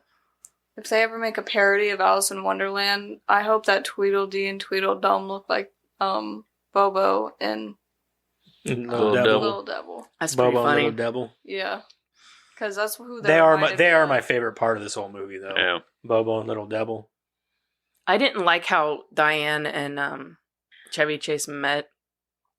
I mean, I guess I can't say I didn't like it. I just thought it was weird. They meet in an elevator. She steals his papers that look very important. Gives him a bag of dog shit, and he's just okay with it. Right. And then she comes Not a very to good his, banker, is he? you know. And so then she comes to his apartment and basically just says, "Let me borrow your car. We met 5 seconds ago. Let me borrow your car." He's just looking at her like, "Damn, you're hot." So. Right. And then like, She's so it probably paints used men to- like they're just Tools. willing. Yeah, like they're willing Well, to do whatever. I mean, Chevy Chase though, sure, he kind of is a tool. So I mean, I guess, but like, and then the next day he's like almost just this close to being like, yeah, she can take the car. until he sees her come out of the elevator, he's Right. like, damn. It's just, it's such a, maybe it's because I'm a woman, I guess, but I don't know. I'm watching this whole thing go down and I'm like, no. No, I'd be like, where are you going with my papers? Here's your dog shit. Give me my papers Here's back. your dog shit. Like, Yeah. Bitch. And your fucking espresso machine. yeah, the espresso machine He said, "Thanks for the espresso machine and the shit." in the bag of shit. Yeah, in the bag of Was shit. I mean, it was funny. Was there literally like a Yeah, he Yeah, had it a was bag, bag of of shit. dog Yeah, it was a shit. dog- And an bag of espresso dog machine shit. that she handed him. Why? Because she had taken her dogs out, and she probably cleaned up their shit, had their shit in a baggie Yeah. To get rid of. to get rid of. Oh. Yeah, Don't I ask me didn't why know she it was carrying literally- it back up to her apartment. They're Yeah, like, why I'm wouldn't I'm sure she there's a just trash throw- can out right. on the sidewalk. I thought the somewhere. same thing. Like when she walked in with it, I'm like, I'm sure there's trash cans like right outside your building. Yeah, I'm for sure that there reason. is, yeah. specifically. Maybe she's the type of person that's a compost person. Ugh. No, I didn't see that in No, her. I don't think so. She's way too hoity-toity. Yeah, She was wearing white. Yeah, Yeah. Yeah. white. Yeah. She White. didn't look like somebody that White. smelled like a fucking hemp bracelet. You know what I mean? Like, Yeah. Why are White. you doing that? white. Doing what? Doing what? Doing what? I think So much emphasis on will. the I H. will. I think John Candy's arc as Dennis was probably my favorite. I really liked his character, Dennis, and I liked the fact that he ran off Yeah. and let them leave Yeah. and became their security because he was like, "Fuck this, And fuck started that, banging I'm the sister. out." He's like, Yeah, he was like, "Fuck this, I'm she's out." like, and my lover. Yeah, he's like a badass. Like he's like, all right, you know what? I'm way too cool for this shit. I'm out. I'm gonna go bang this hot chick, and you guys can And- kiss and my be ass. rich. Yeah, he's Yeah. like, you guys can kiss my ass. I'm gonna go with these Brazilianaires. Mhm. Brazilian. They were probably my favorite too. They were hilarious. They were pretty funny. Yeah, he's like, oh, I bet you didn't think that we would be up this early, did you? Noon. Noon. We set up a special date and all this for you. You don't want to take Yeah, you offered to take us on a drive, and you're not even driving us where we want to go. that. You can And- tell they're rich. Oh yeah. And that attic scene gave me serious Texas Chainsaw vibes. Like when they get to Yeah. that attic was really weird because like they see all those IDs and everything, and Mhm. I was like, "Yep, Mhm. there it is again." I'm sure he had to have drawn some inspiration for from sure. that. Like And- so, the dinner scene and the attic scene are like the two biggest ones for me, I Yeah, guess. well, the house in general, like it's just clutter everywhere. It's Mhm. fucking dirty. Mhm. You know, there's holes in the walls. Hell, there's Mhm. bones in the walls. Oh yeah, you know what yeah. I mean? Like, They don't even try to hide it. Like No. especially once you get up there, Yeah, once you're in the house, you're in the house. Mhm. yeah. And I love how like he goes up there, like when he gets out of the attic and he sees Alvin like taking like his hair off and everything, Yeah. and he pulls his nose off. So that's a fake nose. He chose that nose. to That's what I wear. thought too. Like, you chose that. He nose? chose Like, a dick. They He didn't chose Yeah. to wear a literally dick on probably his use his that nose dick. rubber. Oh, man. I don't Yeah, know. maybe his dick fell off, so he put it on his face because Yeah. he didn't want to lose it. Maybe. I think that's what it was. Maybe. Yeah. Smell it. And the one thing I really like the Mr. Bone Stripper, but as cool as they were and all the other cool stuff that they had, you'd think they'd have more than one trick up their sleeve. Right. And then they had this like these blades hanging above this big board. I'm like, that's really. And then all these barrels of gasoline for absolutely no reason. Mm-hmm. All right. Like, and he had all these other buttons on that piano. Like, what the other buttons do? Yeah. I mean, Maybe they just hadn't gotten around to making something for him. I don't know. I mean, that guy is pretty old. He's got a lazy granddaughter. Probably a lazy cousin. She seems. I don't know. She seemed a little too gun happy. I did like that she died though. 'Cause she fell down into the She was pit. really annoying. Yeah. Yeah. I like that she died. I don't even know. They didn't even show what happened to the granddaughter. I think Hey. she's still alive. I'd assume she's still alive. Yeah. So I loved that I loved all the sayings that Alvin had. Like, what was the one that he said to Diane? You just put the pie in the party hog now. yeah, he says all kinds of weird. Yeah, all of those little sayings, and I had to write that one down because I'm like, I'm not going to remember any of these, but they are cracking me up. Yeah. That one cracked me up. They all cracked me up. I want to talk like that. Talk like that. I just want to say all this weird shit all the time.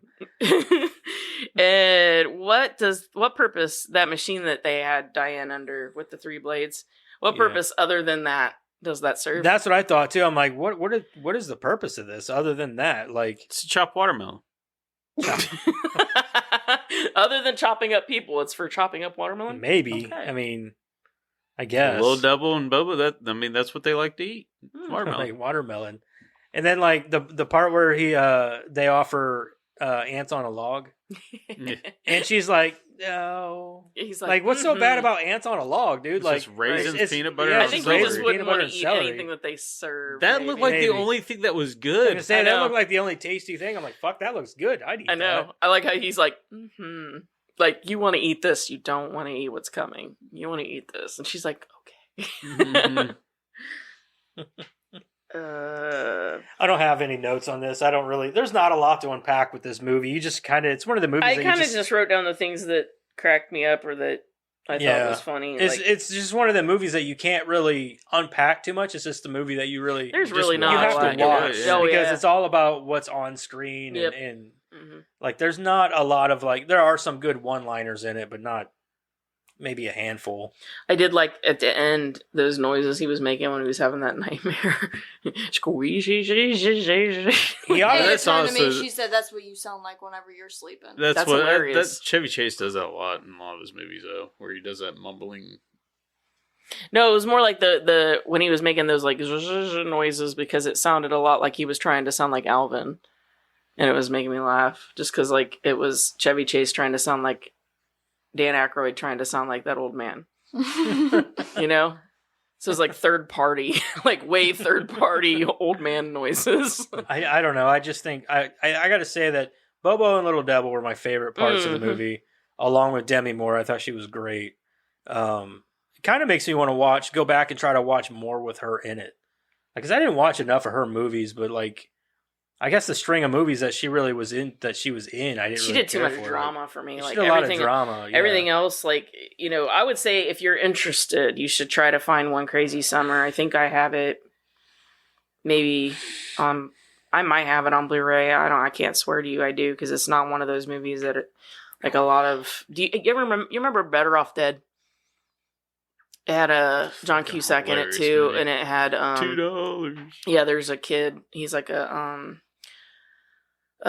newspaper yeah. kid, and he's like chasing him all through the movie trying to get $2, and his girlfriend breaks up with him. That's where Better Off Dead comes from, because he's trying to kill himself out throughout the movie because she broke up with him. And then he finds this other girl, and It sounds familiar. it's really funny. That director is the same one that did One Crazy Summer. I probably Better have Off seen Dead. that. Better Off Dead is more famous, but Right. to me, One Crazy Summer is funnier and better. And if you're interested in seeing her in a comedic movie beyond this, I recommend that one. Kid I'll have chases to him check down it a out mountain. sometime. There's a part in it where they're trying to beat up John Cusack's character. This is my favorite part with Demi Moore in that movie. They're gonna beat up John Cusack's character, and she steps in front, and she's like, "I wouldn't do that." And they're like, "Why? Do you know karate or something?" And she's like, "No, I know Dow." And they're like, "What's Dow?"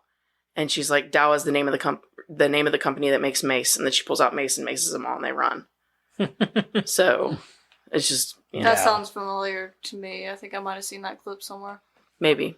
Not close to like the most famous from that movie. My favorite part in the whole movie is that Bobcat part where he's Mhm. like, "Were you the little fat boy?" No, That's I used to another grab thing. him. Why are you so fat? Why are you so fat? That's another thing I might watch it for, is just because of Bobcat. Oh, his character in that movie is hilarious too. Like He's hilarious there's in so everything many he good does. funny parts in that movie. But to me, her comedy is much better in this movie. But the comedy in that movie is really good. Yeah. It's really funny. I'll have to check it out. I haven't seen it in a long ass You guys time. good on all your notes, or do you have? Yeah, Yeah, I'm I'm good. good. Good. Yeah. All right. Well, let's go ahead and rate this movie. Let's rock out this bitch. Let's start with Madison. Madison, what do you think of Nothing But Trouble? It didn't go the way I thought it was gonna go. I didn't really know what way I thought it was gonna go. How do you mean? I mean, like, I didn't know they would end up in some house sliding down a slide into a pile Oh. of bones. So, You didn't think You that didn't was expect the movie that you got? no, I didn't. I still liked it, though. Yeah. I thought it was a pretty good movie. It was entertaining. I liked the quippy comments. Okay. I give it a 7. 7. Yeah. That sounds fair. I think for me, I've seen this movie several times. I love Demi Moore. I don't think I cared as much about the movie until this watch because obviously you pay more attention when you're trying Yeah. to review it. And I never paid that much attention to Demi Moore. I was just watching because it's got Chevy Chase in it. Well, Chevy Chase is kind of a dick, but like watching Demi Moore in it this time, I really, really enjoyed her performance, and I thought she was funny as shit. Yeah. She's definitely a higher rank of comedy in this. Right, exactly. Yeah. It was to the camera before. Chevy seems like he's phoning it in. Yeah, he almost. kind of does a little bit, and I feel bad. You for don't Dan realize Aykroyd. that as a kid, or you don't notice it. You just know it's got Chevy Chase in it. He thinks he's just putting asses in seats at this point. Yeah. But I think her and Bobo and Little Devil were my favorites by far. And of course, John Candy. I love John Candy. Anything he's in, I love. I love John Candy. Mm-hmm. He's the first celebrity I remember being so sad when he died. Oh, for sure. Mhm. Yeah. He's dead? Yeah, he's dead. He died. Like 90s. 94. Yeah, he was 94, I something think. like that. He died of a heart attack. Yeah. I thought he was Died in still his alive bed. this whole time. No. Yeah, he died in his sleep. Was he old? No. Yeah, he was No. like 43. He wasn't. Yeah, he wasn't quite He was 50. only 43. Dang. Yeah, he was young. 45 maybe. Yeah, he was pretty young yet. He was actually in the middle of filming a movie. Yeah, it was some It western. was a western movie. Yeah, it was a western comedy or Yeah. something. And then they tried to do it with Chris Farley, and he died in the middle of it. And then they kind of shelved it. Yeah. Anyway, I think I'm going to agree with Madison. I give it a 7. I think a 7's a good fair rating. Like it's not like the best comedy ever or anything, but I love the gritty. Like the house looks very disgusting and very lived in, and I like that. It looks like something that you'd find in like Wrong Turn or some shit. You know what I mean? Mhm. Like it's a very dirty, dingy house, cluttered with just a bunch of trash and bullshit, and or like a bunch of pack rats. Yeah. And I like it for that reason. I like how dirty and dingy the movie is. I think it shows a lot for production. Like they made the extra effort to make it look that way, and I like it. So yeah, 7. Yeah, I think that's fair too. Karen? I would go. I'm gonna go with my negatives first. So the one that I noticed right off the bat, and I don't know why I'm noticing this stuff all of a sudden, but like when they were driving, and I saw out the window that it was fake. Yeah, I don't know why that bothers me all of a sudden, but it drives me nuts. I saw that too, and I was like, why didn't they just like film just this? don't show me outside then. Just show me Yeah. the interior, you guys talking or something. Just don't show it to me. If you can't afford to just have like them really driving, then don't do it. Right. And then I don't understand why they couldn't anyway. That drives me nuts. Like, why do you need a set for something like this with a green screen or whatever? And well, what they usually do is they have like a rolling screen outside of the car, and it just keeps going. yeah, but they didn't for this one. This was No. definitely a green screen. No, thing. absolutely. So like the rolling screens look better. Right. But I didn't like that. I didn't care for Chevy Chase's performance, but I don't really grade much on Chevy Chase because whatever. He's pretty much the same in every movie. Yeah. Yeah. And I had something else, but I don't remember off the top of my head. Maybe I'll come back to it. But one thing that I really loved is that there's a lot of background stuff that if you're paying attention, it really sets up that they've been doing this for so long. You know, like they had the Jimmy Hoffa ID.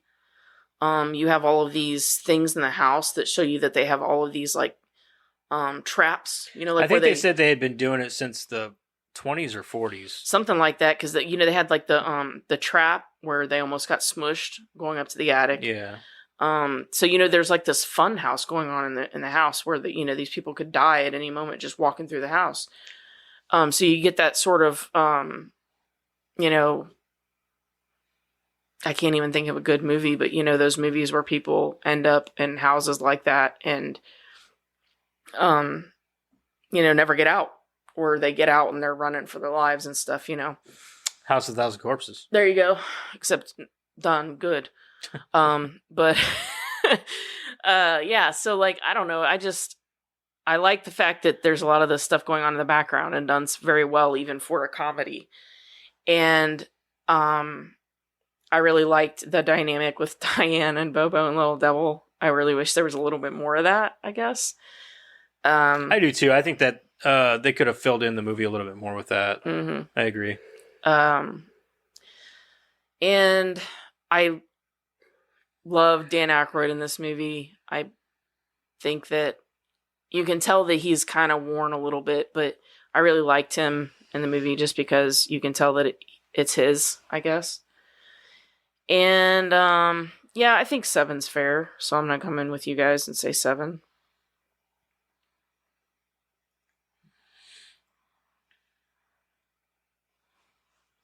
Okay. He's like, my turn. So, really, this movie has been something I've watched since I was real young. I've always enjoyed watching, going back and watching the Little Double, Bubba, and seeing how they interact with Demi Moore. The comedy in this movie is The music that they play whenever they're on screen. the music. I don't know. It's just a movie that I've always really enjoyed watching. So I'm going to come in at 7.5. Coming in a little different than you guys, but so yeah, that's it for me. You're allowed to like it a little more than us. That's fine. It's okay. I almost gave 7.5 too, but I almost gave it a 6.5, honestly, but I was like, it's not really a 65% movie, though. To me. It's definitely like a C-rated movie. Yeah. So I think that, yeah, the only reason I gave 7 is because that damn driving. I don't know why it bothers me so much. driving. All of a sudden, 7.125 is the aggregate. That's not bad. Mm-mm. Not for this movie. What kind of trivia you got there? Or no, sorry, not yet. Too soon. I'm we're going gonna do with a 62. Hold on now. I think Karen should do it this week. Oh, okay. I want to guess scores sometimes, I never get in I on can the do fun. that. I never get in on the fun. I'm still Hold saying on, let me 62. get to... Don't let Eric see it. Hold on. I haven't seen the score or nothing, so Here, I'll just face I'm not- this way. I while haven't Karen cheated does or it. How's anything. that sound? Hold I on. literally don't look it up until we're like it's time. I almost forget to look it up every time. I have to get somewhere real quick with this. Eric, I don't think you're gonna see it, man. It's all right. I don't want you guys to ever think I'm cheating. I'm just going to face right here. Oh, is that what I should do too? Yeah. Really? No. Me and my once every 2 months win? Psst. Why you sound so angry about it? No shit. So much hostility. Sorry, I had to get that all I can't help updated, it. or else I'd forget. I know me. I think for critics it's going to be 42. No, I'm just kidding. Are we doing Rotten Tomatoes still? Yeah. Sorry, it's been a minute since I've done it. I think for me I'm going to go cuz this wasn't a critical it was kind of a flop. If you want to go like back and forth every week or something, I can. I always thought we could go around the table. Yeah, or I don't whatever, really so care. It's up to you That's guys fine. however you want to do it. I just never get to guess, and I'm like, yeah, man, no, that's totally. I fine. miss out on some of the fun. Yeah, 62. Hold on. I'm gonna go 48. So this is 42. critics. Yeah, All right, 42. 42. 48. 62. What was yours again? 42. You got it. It's 15. 15. Dang. Oh my Good god. lord, man. These critics hated that movie. No shit. I was thinking it's probably in the 40s. They're Oh. wrong. All right, audience. Oh, audience. I think the audience is gonna like it a little more. I don't know. 42. I'm going to probably say. I'm gonna stick with my number and say 48 on that. I'll say 53. Joseph, 48. Is it 48? Seriously? It's 48. Hell yeah. See, I knew I was good at this shit. I never get to play. I never get to play. You guys never let me have any fun. 48. Oh, there was my once every 2 months win. How do I get It's to the only been damn one. audience? You have to scroll all the way down, and I am all the way down. or you can even click under the audience score. They have the reviews under Oh, that. damn. You can just click under that. Mm-hmm.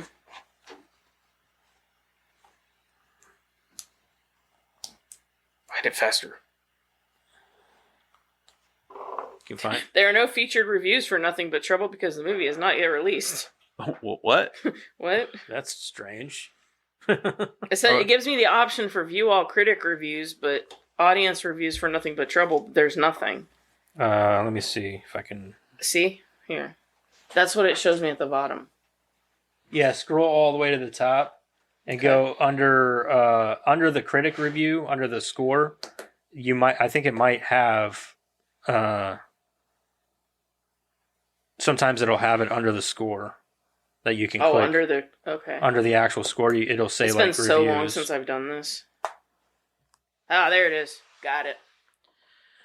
Sorry. All right. There's got to be a lot of negatives. There is. Well, this is the first one.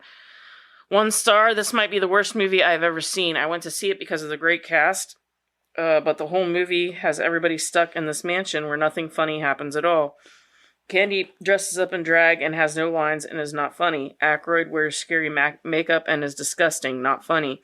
I kept hoping that Chase and Moore would escape from the mansion and drive away to a better movie. This movie stole 2 hours of my life from me. It's not even 2 hours. Fuck your own face! Say that again? Fuck your own face! That was the okay. TV. Here you go. This is a 5-star. It just says mate. Just watch it. Mate, just watch it. Sorry, I just had to read that one. Oh, here you go. 1 star. Oof. So goddamn cringe. I mean, I grew up with this ridiculous movie endlessly on cable, so I have a tiny bit of a soft spot for it, but I'm not sure what entertainment you can get from the outside of that. I mean, unless dick noses are the kind of thing that really get you going. They do a little bit, actually. Oh. Who doesn't like a good dick nose? I thought that was Chris Hemsworth. Ooh. Yeah, Chris Hemsworth with a good dick nose. This is a half star. Not worth the half star I've given it. I saw this when it originally came out while I was in high school. Recently watched it again in 2022, and both times it made me antsy and unable to sit still. It remains completely incomprehensible to this day. Bad movies happen. This is one of them. You should avoid it. This is more an exercise in throwing shit at a wall to see what sticks. Terry Gilliam may be the only person out there who can actually break this down into something sensible or at least give you the philosophical subtext. But this is probably one of those guys that's like, but Blade Runner is a really good movie. Even though you can't understand anything they say or what the fuck is going on throughout half the movie. I don't know. These are kind of all saying the same thing, just that it's a terrible movie, but like, why? Then fuck them. We don't even want to hear from them, Karen. Because we're better than that, dude. I kind of like the, throw shit at a wall and see what sticks. Yeah, I do that with noodles. Do you? No. I hear you. That's how you find out if they're done. Yeah, no, I don't, because I like them a little harder than... I wait for one of my Like al kids. dente? Yeah. I wait for one of my kids to walk around the corner and I'll see if it sticks on their face. I just throw it at them. Yeah. Here's a half star. can't drop Why did noodles anyone make whenever I- this? Why didn't anyone think of this? I can't drop noodles whenever I make spaghetti because Crixus will swoop in and pick it up and take off with it. He likes noodles. He does. I don't know All right. why. Is that it? Yeah. That's it? Because they're all pretty much saying the same shit. Yeah, they all- they're yeah, kind they're of like, boring. this movie wasn't good. He'll still pick 'em They're up kind and of take 'em boring. off. There All right. wasn't any about Paul Rudd even. No, nothing. The Paul Rudd wasn't in it. I know. Don't worry, he's in that new Ghostbusters. That's now. the only legit one they could have said. Yeah. Meh. It was meh. Meh. Meh. Meh. Eh. Or was it Jerry's fault? It might have been Jerry's fault. Probably was Jerry's fault. Has he started helping with housework yet? Then it's probably fucking Jerry's fault. Yeah. Sweet ass trivia with Karen. All right, so for trivia and Nothing But Trouble, Chevy Chase did not like the script. Weird. But took the leading role because he wanted to work with his friend Dan Aykroyd and thought they could improve the movie by improvising.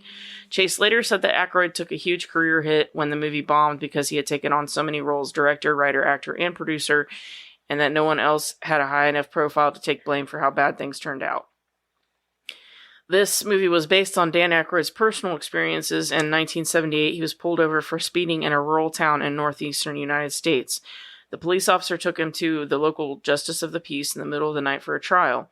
The script caught the attention of Warner Brothers, who wanted John Candy to co-star. Aykroyd wanted to play the parts of Judge Falkenheiser and Chris Thorne, but the studio wanted Chevy Chase to play Thorne, and Aykroyd agreed. With no director attached, Aykroyd said he would direct the film to secure the deal, even though he didn't want to direct. After John Hughes, John Landis, and Ivan Reitman all declined to direct, Aykroyd knew that the only way to get the film greenlighted by Warner Brothers was ultimately to direct it himself. I can't believe Ivan Reitman turned it down. I know, right? Maybe he don't like Chevy Chase either. A lot of them don't. He felt a tremendous amount of pressure directing, writing, and co-starring. Many speculated this film a failure was the reason he never directed again, as most actors who direct have usually directed more than one film. However, the main reason is he never saw himself as director to begin with, even with this film, hence why he has never directed again. Bertilia, DeMoss, and Taylor Negrin spent a lot of time with one another during pre-production, rehearsing and building their characters together as they portrayed brother and sister in the film. In fact, they actually wrote much of their own dialogue with Dan Aykroyd's approval. Brother and sister. Ronaldo and Fausto. Oh, the Brazilianaires. Yeah. Okay, yeah. I just thought that they wrote pretty much all of their dialogue. It's kind of funny. They did, really? Yeah. Oh. Like I sitting in the back of the seat. You're not even taking us where we want to go. Aykroyd proved to be very popular with the crew for listening to and enacting all of the crazy ideas they threw at him, including the bone stripper and the dinner table with the built-in model train set serving food. But while the crew had a blast making the movie as grotesquely absurd as possible, it also caused the film to go over budget. Warner Brothers execs had weekly meetings with Aykroyd pleading for him to rein things in, but didn't act themselves because they were already distracted with another troubled production, The Bonfire of the Vanities. This film only made approximately $8.5 million, but the budget was estimated at $40 million. I mean, that's why most actors don't direct, especially one like Aykroyd. Yeah, he's a creative person. He's not. Yeah, he's gonna look at those people with all those ideas and go, "Yeah, that sounds great." Yeah, right. Yeah, because he's never directed before, so he's never been put in a position where he had to make final creative decisions. Because if they're gonna look at him and say, like, "Let's have a train with condiments," he's gonna go, yeah, let's sounds do awesome. that. Yeah, let's have a roller coaster that kills people. Yeah, let's do that. Let's do that. Yeah, that's exactly what it is too. And you're not wrong. Like he's not a director. He's an actor. He never saw himself as one. Yeah, so I guess you can't really hold him accountable. I mean, you can, but to an extent, but you can't really blame him. I guess right. Or his hands being kind of forced, I suppose. Yeah. The film was originally darker and a tad bit more graphic. However, when test audiences reacted poorly, the film was re-edited and its release date was pushed back. Warner Brothers considered the film a mess and pressured Aykroyd to tone down the cartoonish violence to avoid an R rating, which in turn caused the release date to be pushed back from Christmas 1990 to February 1991. Much of the script's bizarre characters and events, such as the giant mutant babies, were based on a series of dreams Aykroyd was having, and he set the story in a fictional town of Vulcanvania, which was loosed basically on the town of Centralia in Pennsylvania. He had a dream of them babies? Yeah. That poor guy. You don't have dreams like that? Like, did you just fart? I don't have dreams. Nice. Nasty.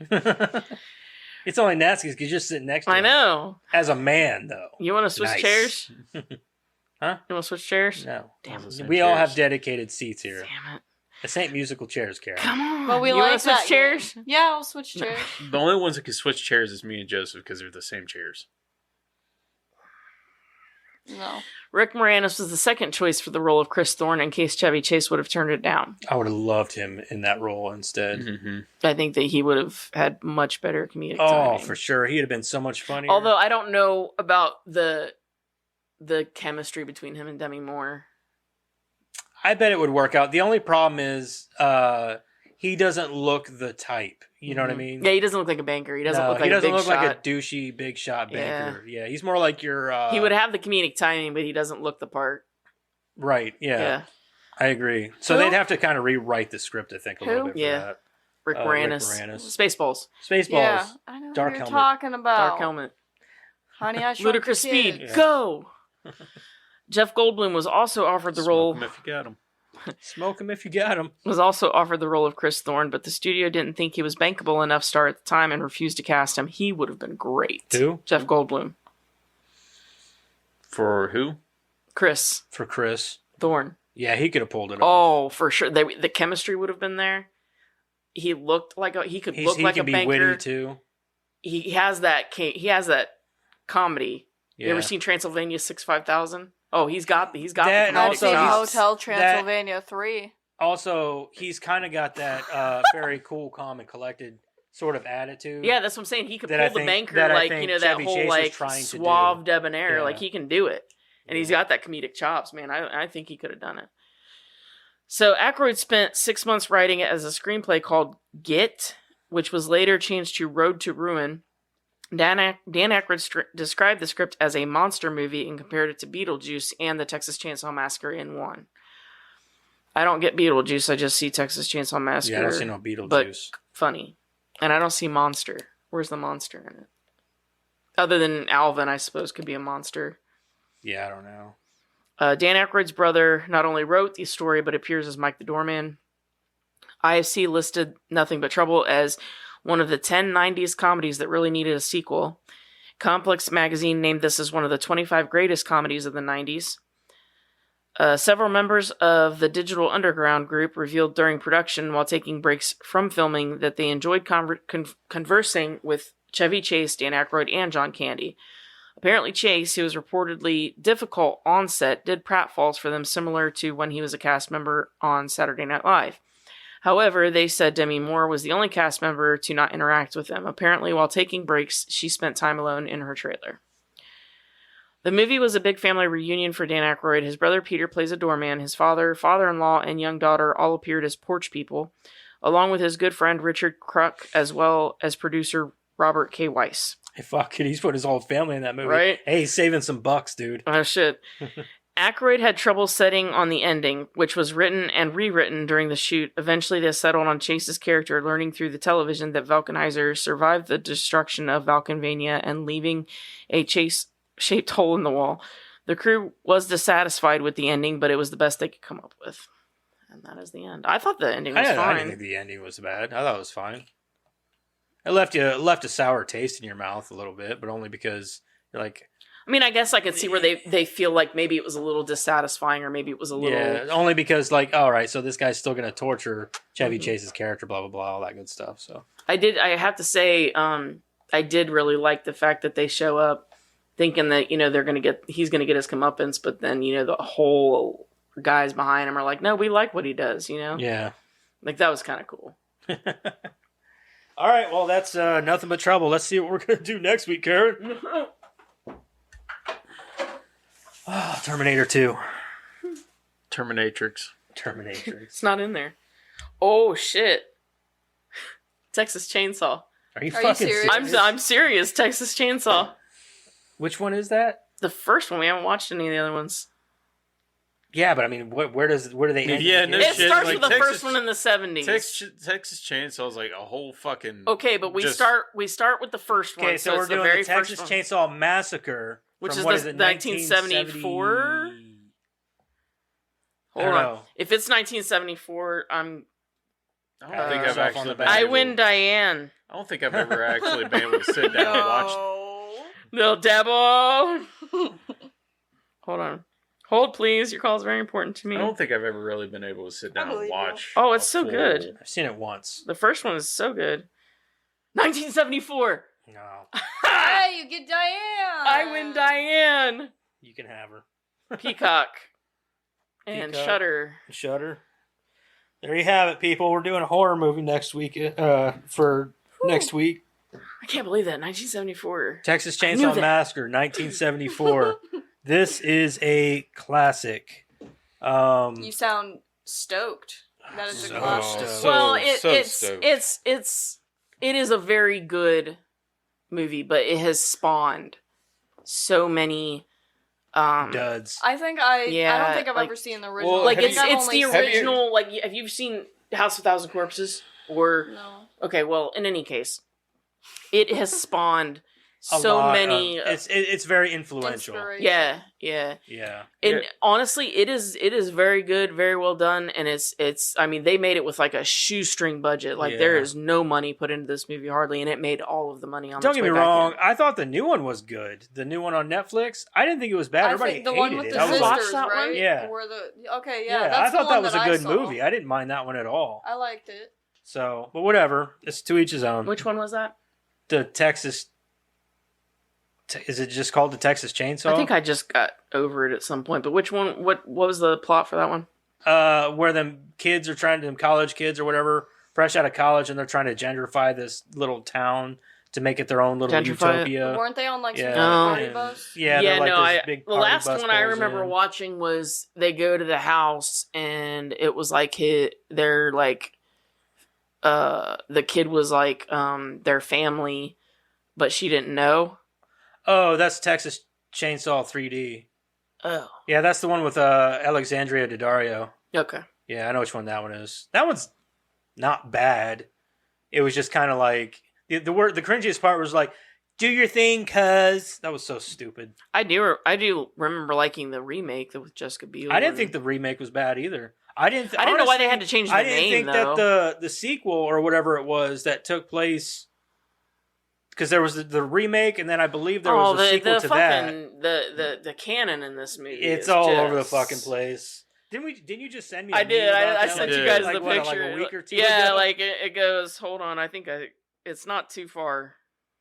It's like all over the fucking place because you got the Texas Chainsaw Massacre, then you got the sequel with Chop Top, and then there's the Next Generation, and then with Matthew McConaughey and Renee Zellweger, and then after that it goes into like they don't do shit with the property for years, All right, so and then you they do the got remake. Texas Chainsaw Massacre is the original. Texas Chainsaw Massacre's direct sequel / parody.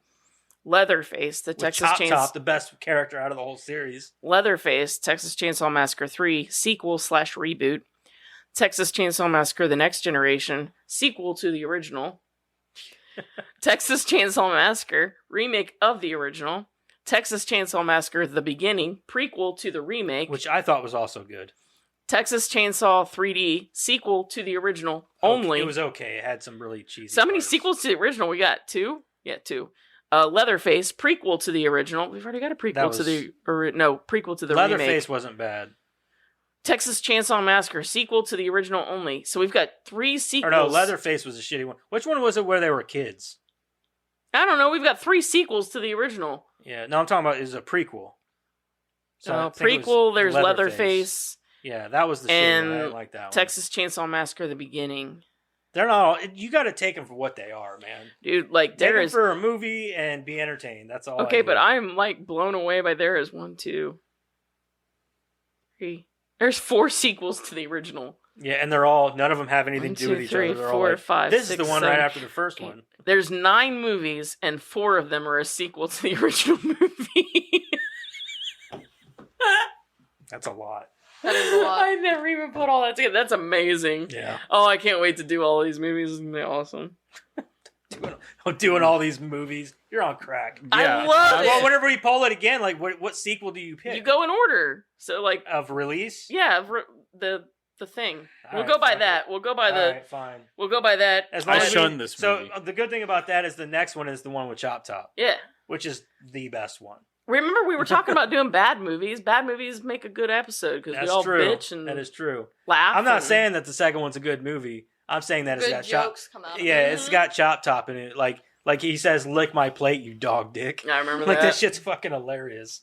Anyway, don't forget to check out our social stuff down there. Like, share, subscribe, all that good shit. And next week we're gonna do Texas Texas Chainsaw. Chainsaw Massacre from 1974. That is hilarious that we pulled that. We've just been talking about it this Yeah, whole that was funny. Yeah, because this movie just you can- Chainsaw, Texas just Chainsaw has all of that. Yeah, that has that element. It'd be even funnier if we pulled something next week. Like, I don't think we have House of Thousand Corpses. Oh God, no! If we did, I'd quit. Anyway, we will catch you all next week, and don't forget to do all that stuff. And no more nasty comments, please. I don't care. You can, whatever. Anyway, bye. until next week. Bye. Bye. Wax on, wax off.